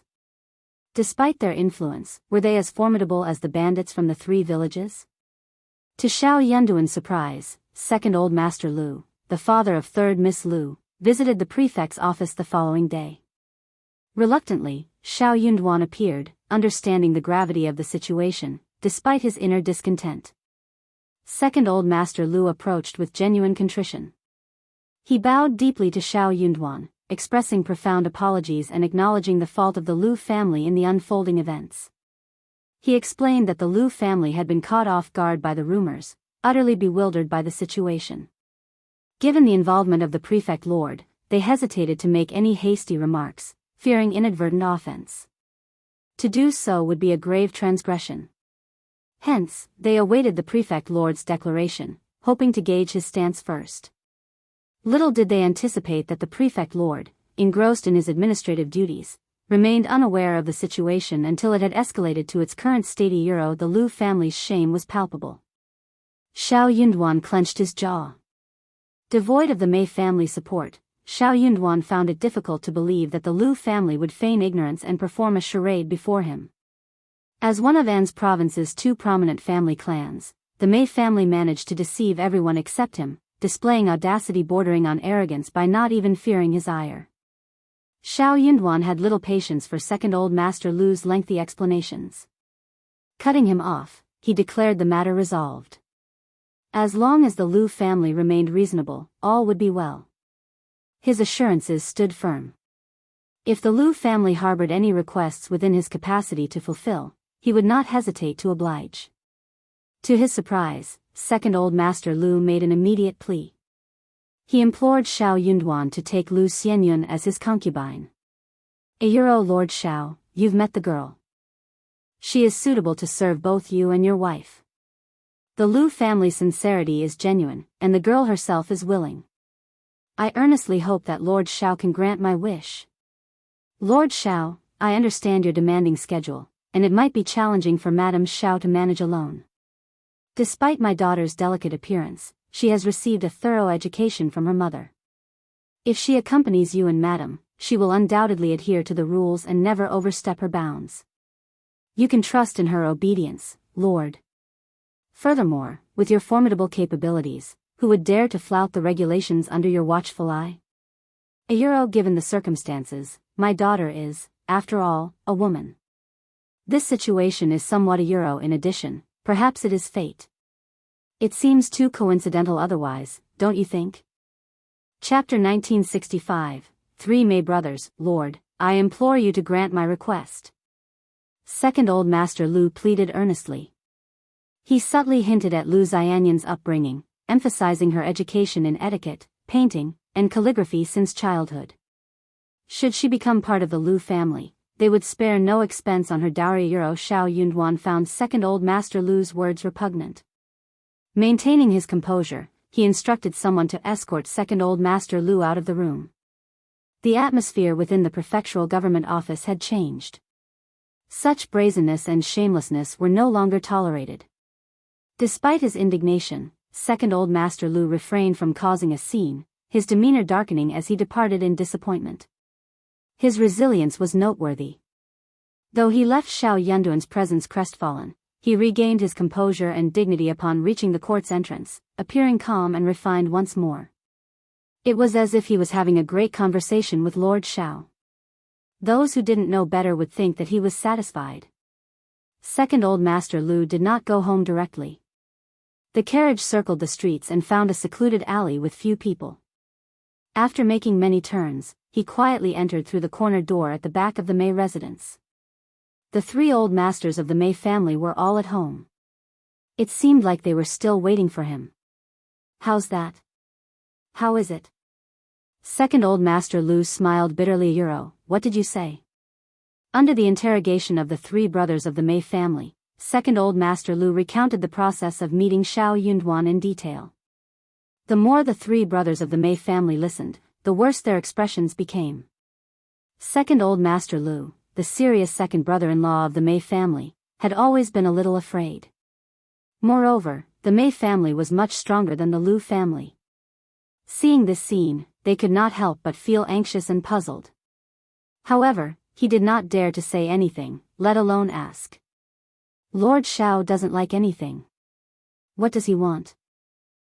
You want someone like Madame Xiao, right? But I don't think that Madame Xiao is anything good. What do we do now? The three brothers of the Mei family were extremely depressed. Second old Master Lu observed the exchange, attempting a smile as he spoke. Perhaps it's best to put this matter behind us. With Lord Xiao's clarification, I doubt anyone will dare to speak out. Besides, there's talk of compensation. What do you understand? Third old Master Mei interjected furiously. Clarification? Who needed clarification when they were eager for the rumors to gain traction? And compensation? What good would it do? It wasn't that they doubted Xiao Yunduan's sincerity, but they knew it wasn't what they desired. Second old Master Lu remained silent, inwardly lamenting. Even before the Fan family's demise, the Mei family stood at the forefront of the three prominent families in An's prefecture city. Their prosperity in recent years had made them a towering presence akin to the sun in the sky. What cause did they have for fear? For Xiao Yunduan to effectively govern An's prefecture and foster economic growth, he relied on the support of these prominent families.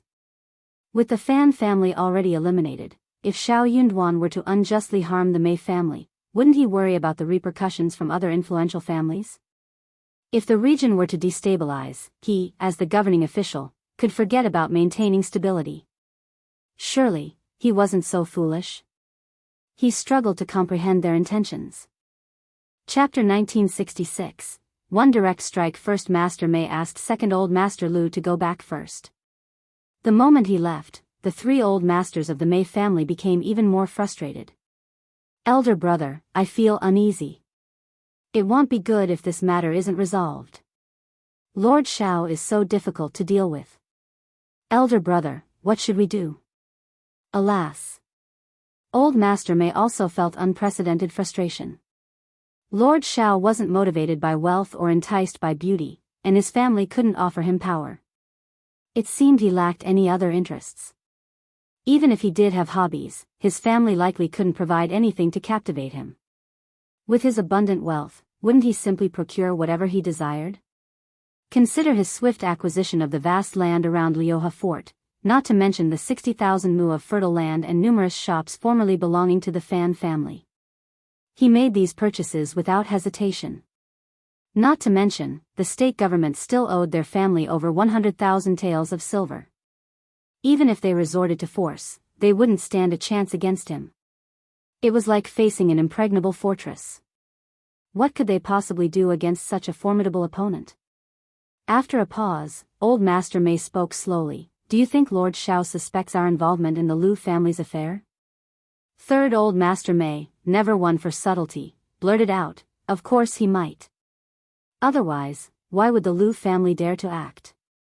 Old Master Mei sneered. Indeed. If that's the case, since we've already incurred his displeasure, why not go all the way?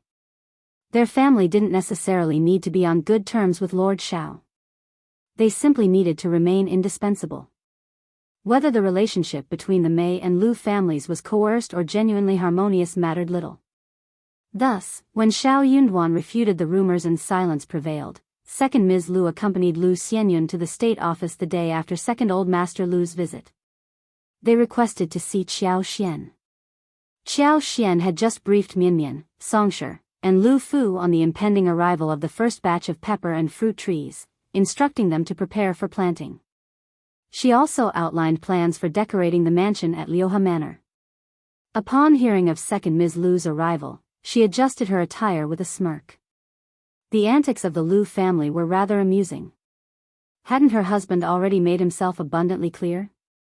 As the lord of the prefect, was there any need for him to deceive? Naturally, the reputation of this young lady from the Lu family remained untarnished. They came yesterday and came today. They were so insensible. Did they really want to marry and not become enemies? Greetings, Madame Xiao. Greetings, Madame Xiao. Second Ms. Lu led Lu Xianyun and her attendants, who knelt upon arrival. Lu Xianyun introduced herself, prompting Qiao Xian to cast another glance at her. With a smile, Qiao Xian invited them to sit and ordered tea. Second Ms. Lu, what brings you here? As soon as Second Ms. Lu settled, she rose again, prompting Lu Xianyun to follow suit. Madame Xiao, I implore your mercy. I come to plead on behalf of someone.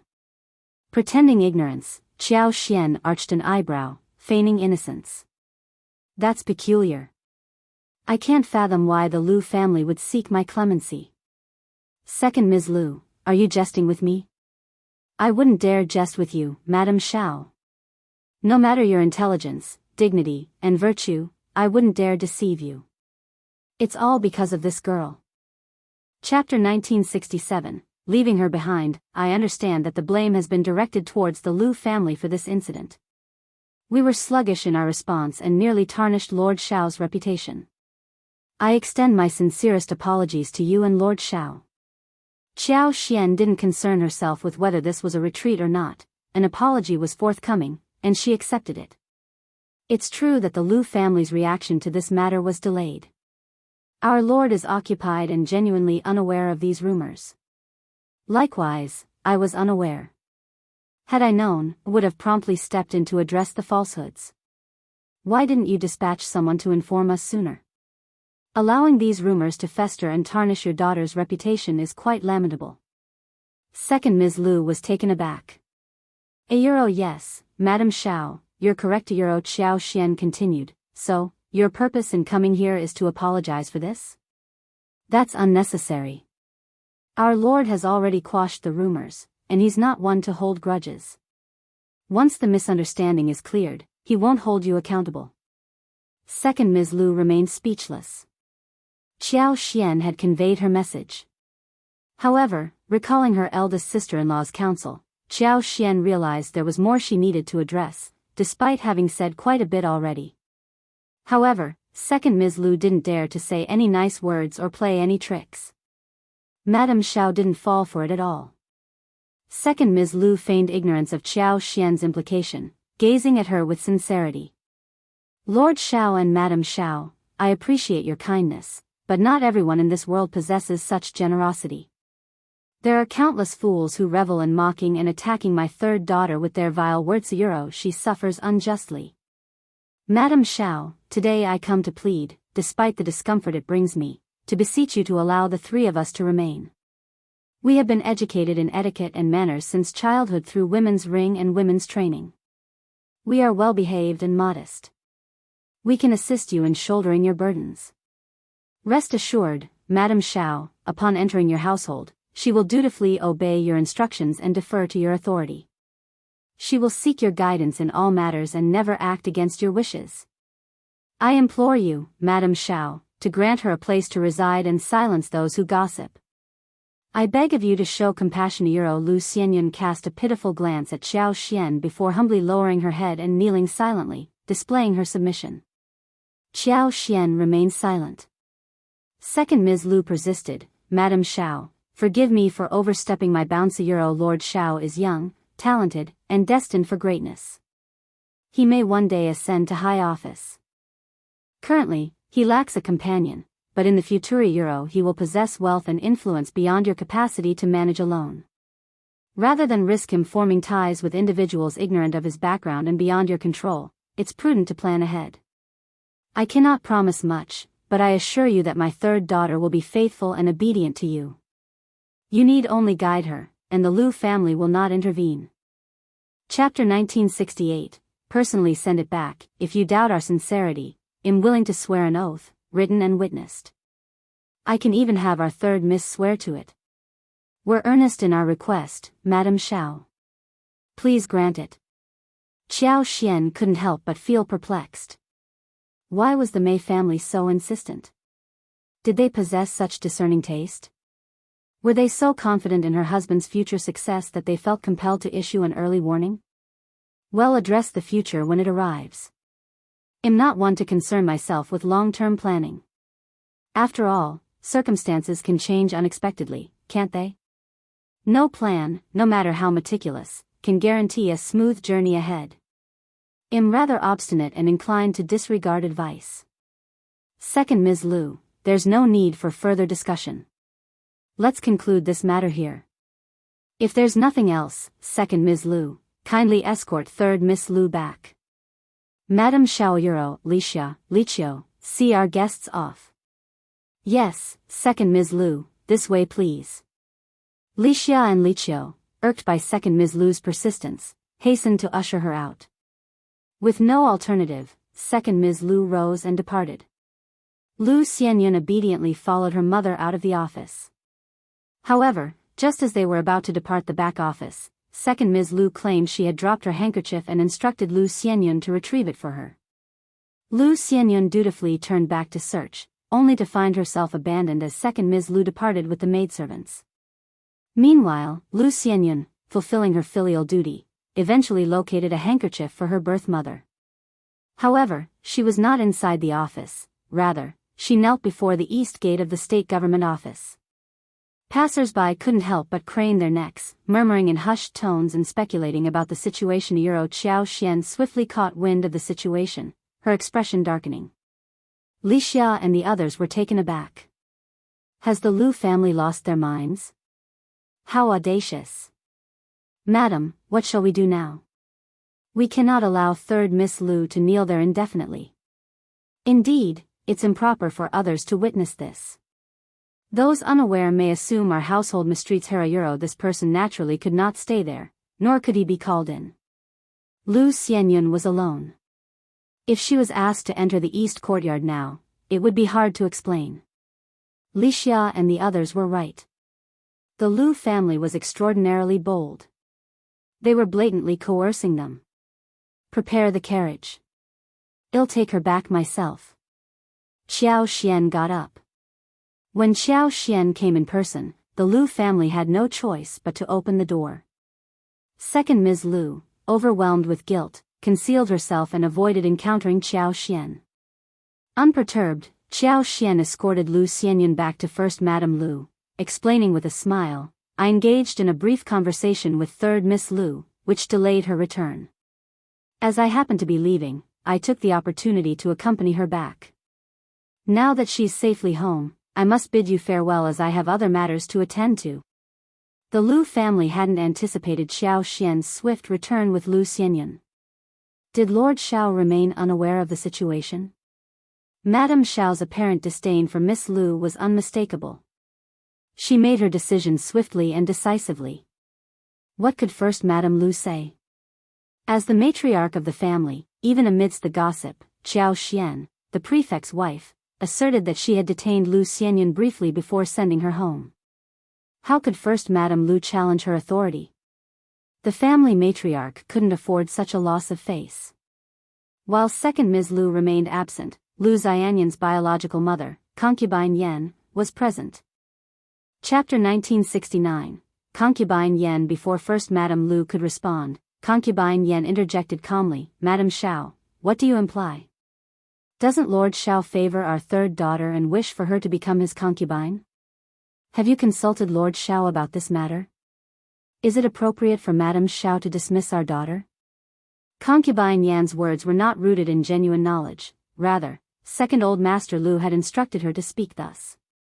Nonetheless, she felt a sense of satisfaction in carrying out his directive. Consider the context. Ordinarily, she wouldn't even merit a meeting with the prefect's wife. Yet, here she stood, facing her directly, subject to her reproach and questioning. How dignified and gratifying. Furthermore, Lu Xianyun was the only daughter. Without this opportunity, her prospects might involve a marriage to a lesser son of a concubine, or even a family far beneath the Lu status. How could anyone compare to Lord Xiao? It was widely known that Miss Qiao was the sole wife of Lord Xiao, without any concubines. Marrying into such a household would elevate Lu Xianyun's status significantly, especially with support from both the Lu and Mei families. With time, bearing a son and daughter would further enhance her standing. This opportunity was akin to a ticket to greatness. Passing it up would mean foregoing such a lucrative opportunity. Most significantly, Lord Xiao had unequivocally shown favoritism toward Lu Xianyun. His defense of her that night, along with his instructions to escort her home, spoke volumes. Thus, when Concubine Yan boldly confronted Xiao Xian, she exuded an air of confidence. Xiao Xian's demeanor turned icy as she addressed First Madame Lu, and Thizero. First Madame Lu observed the scene with a demeanor akin to watching a theatrical performance. She interjected with a smile, this is Concubine Yan, the biological mother of our third daughter. She is inexperienced in such matters and her words may lack finesse. Madame Xiao, I hope you'll forgive her forthrightness. Xiao Xian scoffed, is there no one else left in the Lu family? Or does a concubine now hold authority? Do you believe I am so insignificant that even a concubine is permitted to prattle before me? If you recognize the ignorance and rudeness of concubines, why permit her to speak out of turn in my presence? First Madame Lu was taken aback. Concubine Yan grew flustered. Oh, Madame Xiao, you can't how dare you? Lixia's glare bore into Concubine Yan. Have you no regard for my mistress' words? Does the Lu family hold my wife in such low esteem? Startled, concubine Yen faltered, turning to First Madame Lu for assistance. First Madame Lu intervened, restraining concubine Yen, and offered a placating smile to Qiao Xian. Madame Xiao, please accept our apologies. We hold you in the highest regard. Concubine Yen is not always rational and tends to become overly anxious. Please pardon her. Qiao Xian regarded them with a faint smile, remarking, if I were to take offense and not let her off lightly, it would reflect poorly on my character. Considering her insolence, I could have reprimanded her and castigated the Lu family for her impudence. Moreover, hasn't our lord already refuted these rumors? What basis does she have for her claims? When has our lord ever indicated a desire to take her as his concubine? Concubine Yen, did you hear such words directly from our lord? Or did someone from your family relay this information? Concubine Yen recoiled, remaining silent. Speak up. Qiao Xian demanded sharply. I've posed a question to you, what are you waiting for? Chapter 1970, berating concubine Yan's heart raced with panic, her face draining of color as she turned to First Madame Lu for guidance. What should she say now? How could she possibly know how to navigate this situation? First Madame Lu, equally flustered, offered a strained smile. Madame Xiao, I believe there must have been a misunderstanding on concubine Yan's part, yes, indeed. These rumors have been circulating outside. Why wouldn't they be? Lord Xiao's actions during the Lantern Festival clearly indicated his protection of our third miss. Concubine Yen interjected hastily, attempting to justify her previous statement. Qiao Xian's anger simmered beneath the surface as she glanced at First Madame Lu. What a fascinating family dynamic you have. Despite Lord's refutation of the rumors, why would someone within the family entertain such absurd notions? And to think it's the biological mother of third Miss Lu. Like mother, like daughter, indeed. What sort of character does third Miss Lu possess? How could you dare to propose such an alliance to our lord? Are you attempting to demean his honor? First Madame Lu and concubine Yan's expressions shifted uneasily. Madame Xiao, you have misunderstood, that's what the rumors allege. Even if we don't voice it, others will. But it seems that it's too late to halt the spread of gossip now. Has our misreputation been tarnished in vain? That's your concern, Qiao Xian retorted icily. Lord has already dispelled these rumors. If anyone dares to utter falsehoods again, you have every right to take them to court, and Lord will mete out justice impartially. How can you claim her reputation is sullied? All of Anza's inhabitants fall under Lord's jurisdiction, and when he perceives injustice, he intervenes. Even if it hadn't been your daughter that night, Lord would have acted the same. Are you implying that our Lord should be held accountable for every baseless rumor? That's preposterous. What regard does your Lu family have for our Lord? Do you think you have the authority to make decisions on his behalf? Should our Lord bear responsibility for the malicious machinations of those with dark, deceitful, and shameless intentions who fabricate rumors to besmirch his name? But on that day, our Lord has already refuted the rumors, rendering any further discussion irrelevant. Qiao Xian cut off concubine Yan's attempted defense, unwilling to entertain further fruitless debate. Some individuals were simply beyond reasoning with, and she deemed it more prudent to set a firm example. With a piercing gaze, Qiao Xian turned her attention to First Madame Lu. First Madame Lu, how do you propose to discipline a servant who disrespects their superior and slanders their master? Caught off guard, First Madame Lu sensed the weight of the question, recognizing it as a potential trap. Nevertheless, she had no choice but to respond. If such a servant were to exist, we would have to expel them from the household. We might administer a punishment such as a beating or selling them away to a distant location. Indeed, we cannot tolerate such insubordination within our ranks. Failure to address it would only lead to chaos within the family. As for concubine Yan, not only did she disregard my authority, but she also propagated false rumors and besmirched our Lord's reputation. While she may hold a higher position than a common servant, she is still a concubine. Shouldn't she face appropriate consequences for her actions? First Madame Lu's eyelids twitched nervously, sensing the gravity of the situation.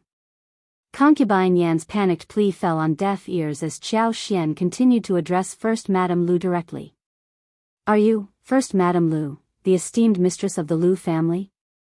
Xiao Xian's tone carried a hint of sarcasm and disdain, causing First Madame Lu's heart to sink.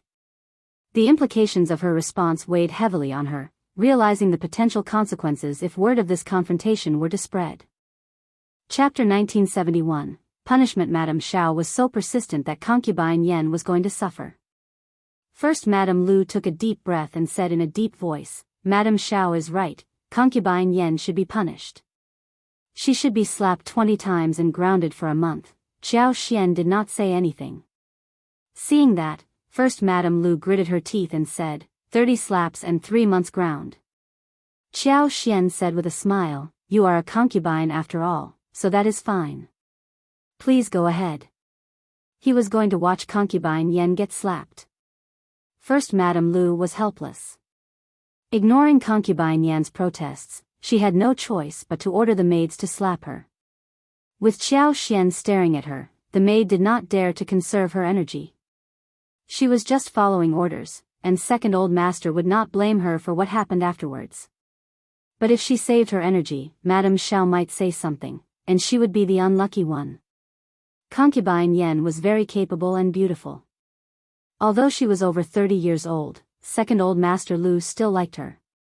She lived a luxurious life, and her skin, especially the skin on her face, was white and tender. The force of the slaps was like striking tender tofu, yet despite the brutality, Concubine Yan's once flawless complexion was now marred by red welts and tears. As her cries echoed through the room, her disheveled appearance and anguished wails drew the attention of countless servants who had been clandestinely observing the scene unfold. First Madame Lu, her skin crawling with discomfort, exchanged anxious glances with Xiao Xian, realizing the potential ramifications of her actions. With a sinking feeling in her gut, she gritted her teeth, knowing that her decision might incur the wrath of her husband, second old master Lu. Regret gnawed at her conscience. If she had foreseen this outcome, she would have prevented Lu Xianyun from leaving and kept her by her side.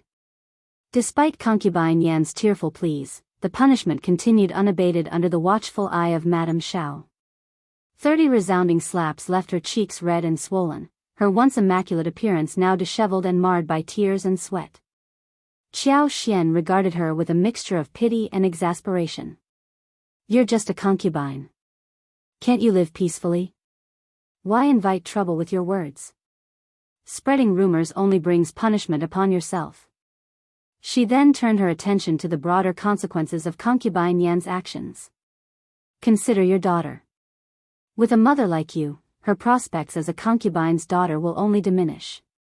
Who would want to marry into a family plagued by such scandal? Your irresponsibility condemns her to a life of misery.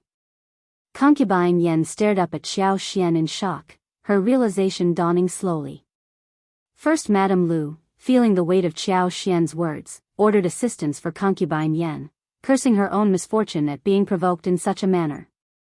Xiao Xian's final words held a mix of reproach and recognition. Punishment for mistakes, reward for contributions. That's how a family should operate. You, First Madam, are indeed decisive and admirable. Upon hearing the compliment, First Madame Lu felt a surge of frustration that threatened to overwhelm her. She clenched her teeth to suppress it. Madame Xiao, your praise is too kind. Xiao Xian offered a serene smile. No, you truly deserve the title of First Madame Lu. First Madame Lu seethed inwardly.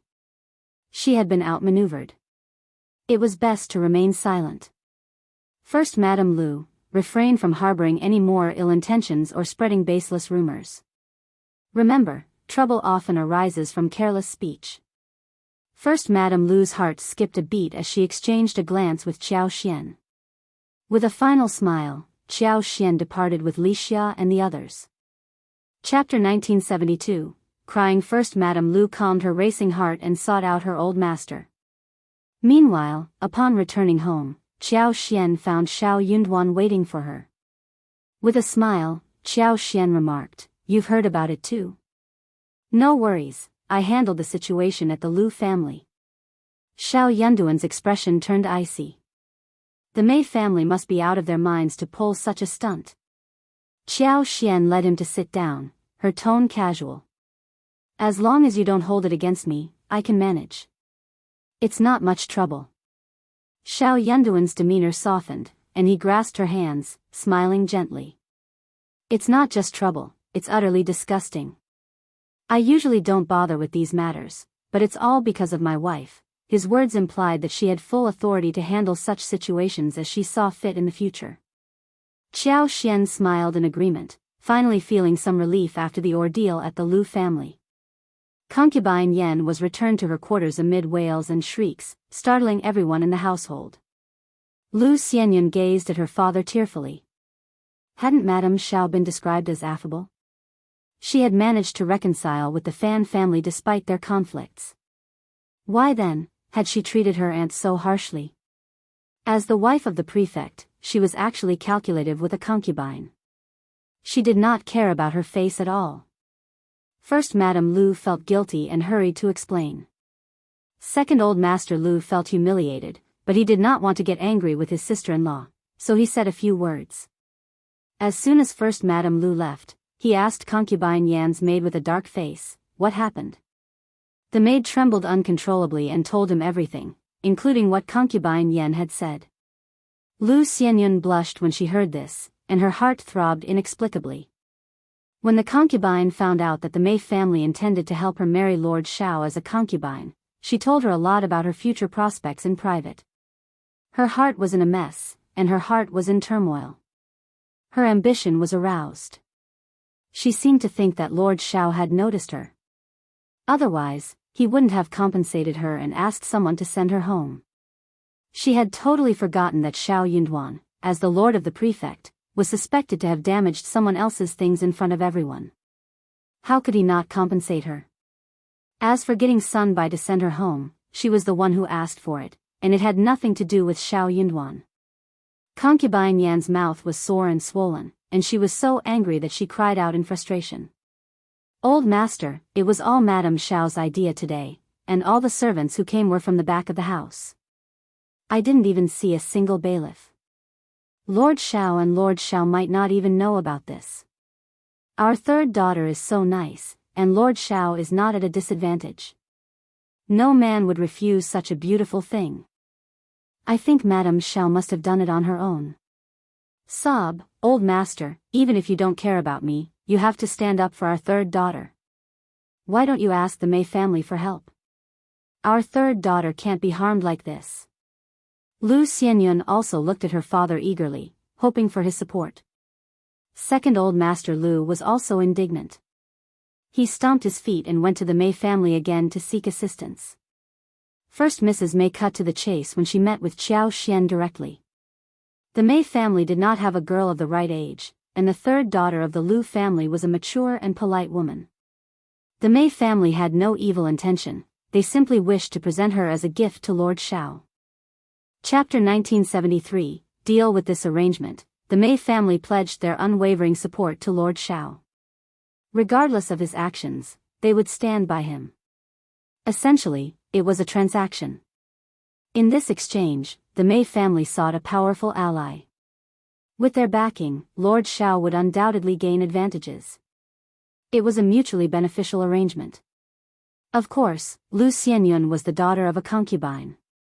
Given that Madame Xiao had already borne Lord Xiao's eldest son, and Lord Xiao was not one to favor concubines over his wife, there was no need for concern. If Madame Xiao felt that Lu Xianyun had erred, she could reprimand her. She even proposed to Lord Xiao that if he did not accept Lu Xianyun, they could find another suitable candidate. First Mrs. Mei's words seemed forthright and sincere, as though she was merely discussing matters of wealth and influence. But Qiao Xian found the whole conversation repugnant. Then, without hesitation, she turned down the offer.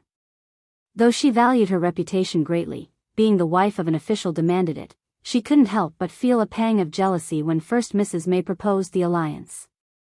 Because only a jealous woman would reject such an advantageous offer, one that could benefit her husband without posing any harm. Only a woman consumed by jealousy.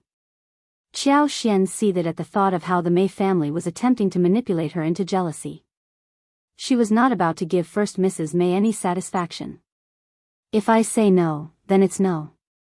My husband has no need for such connections. Spare your efforts and don't approach him.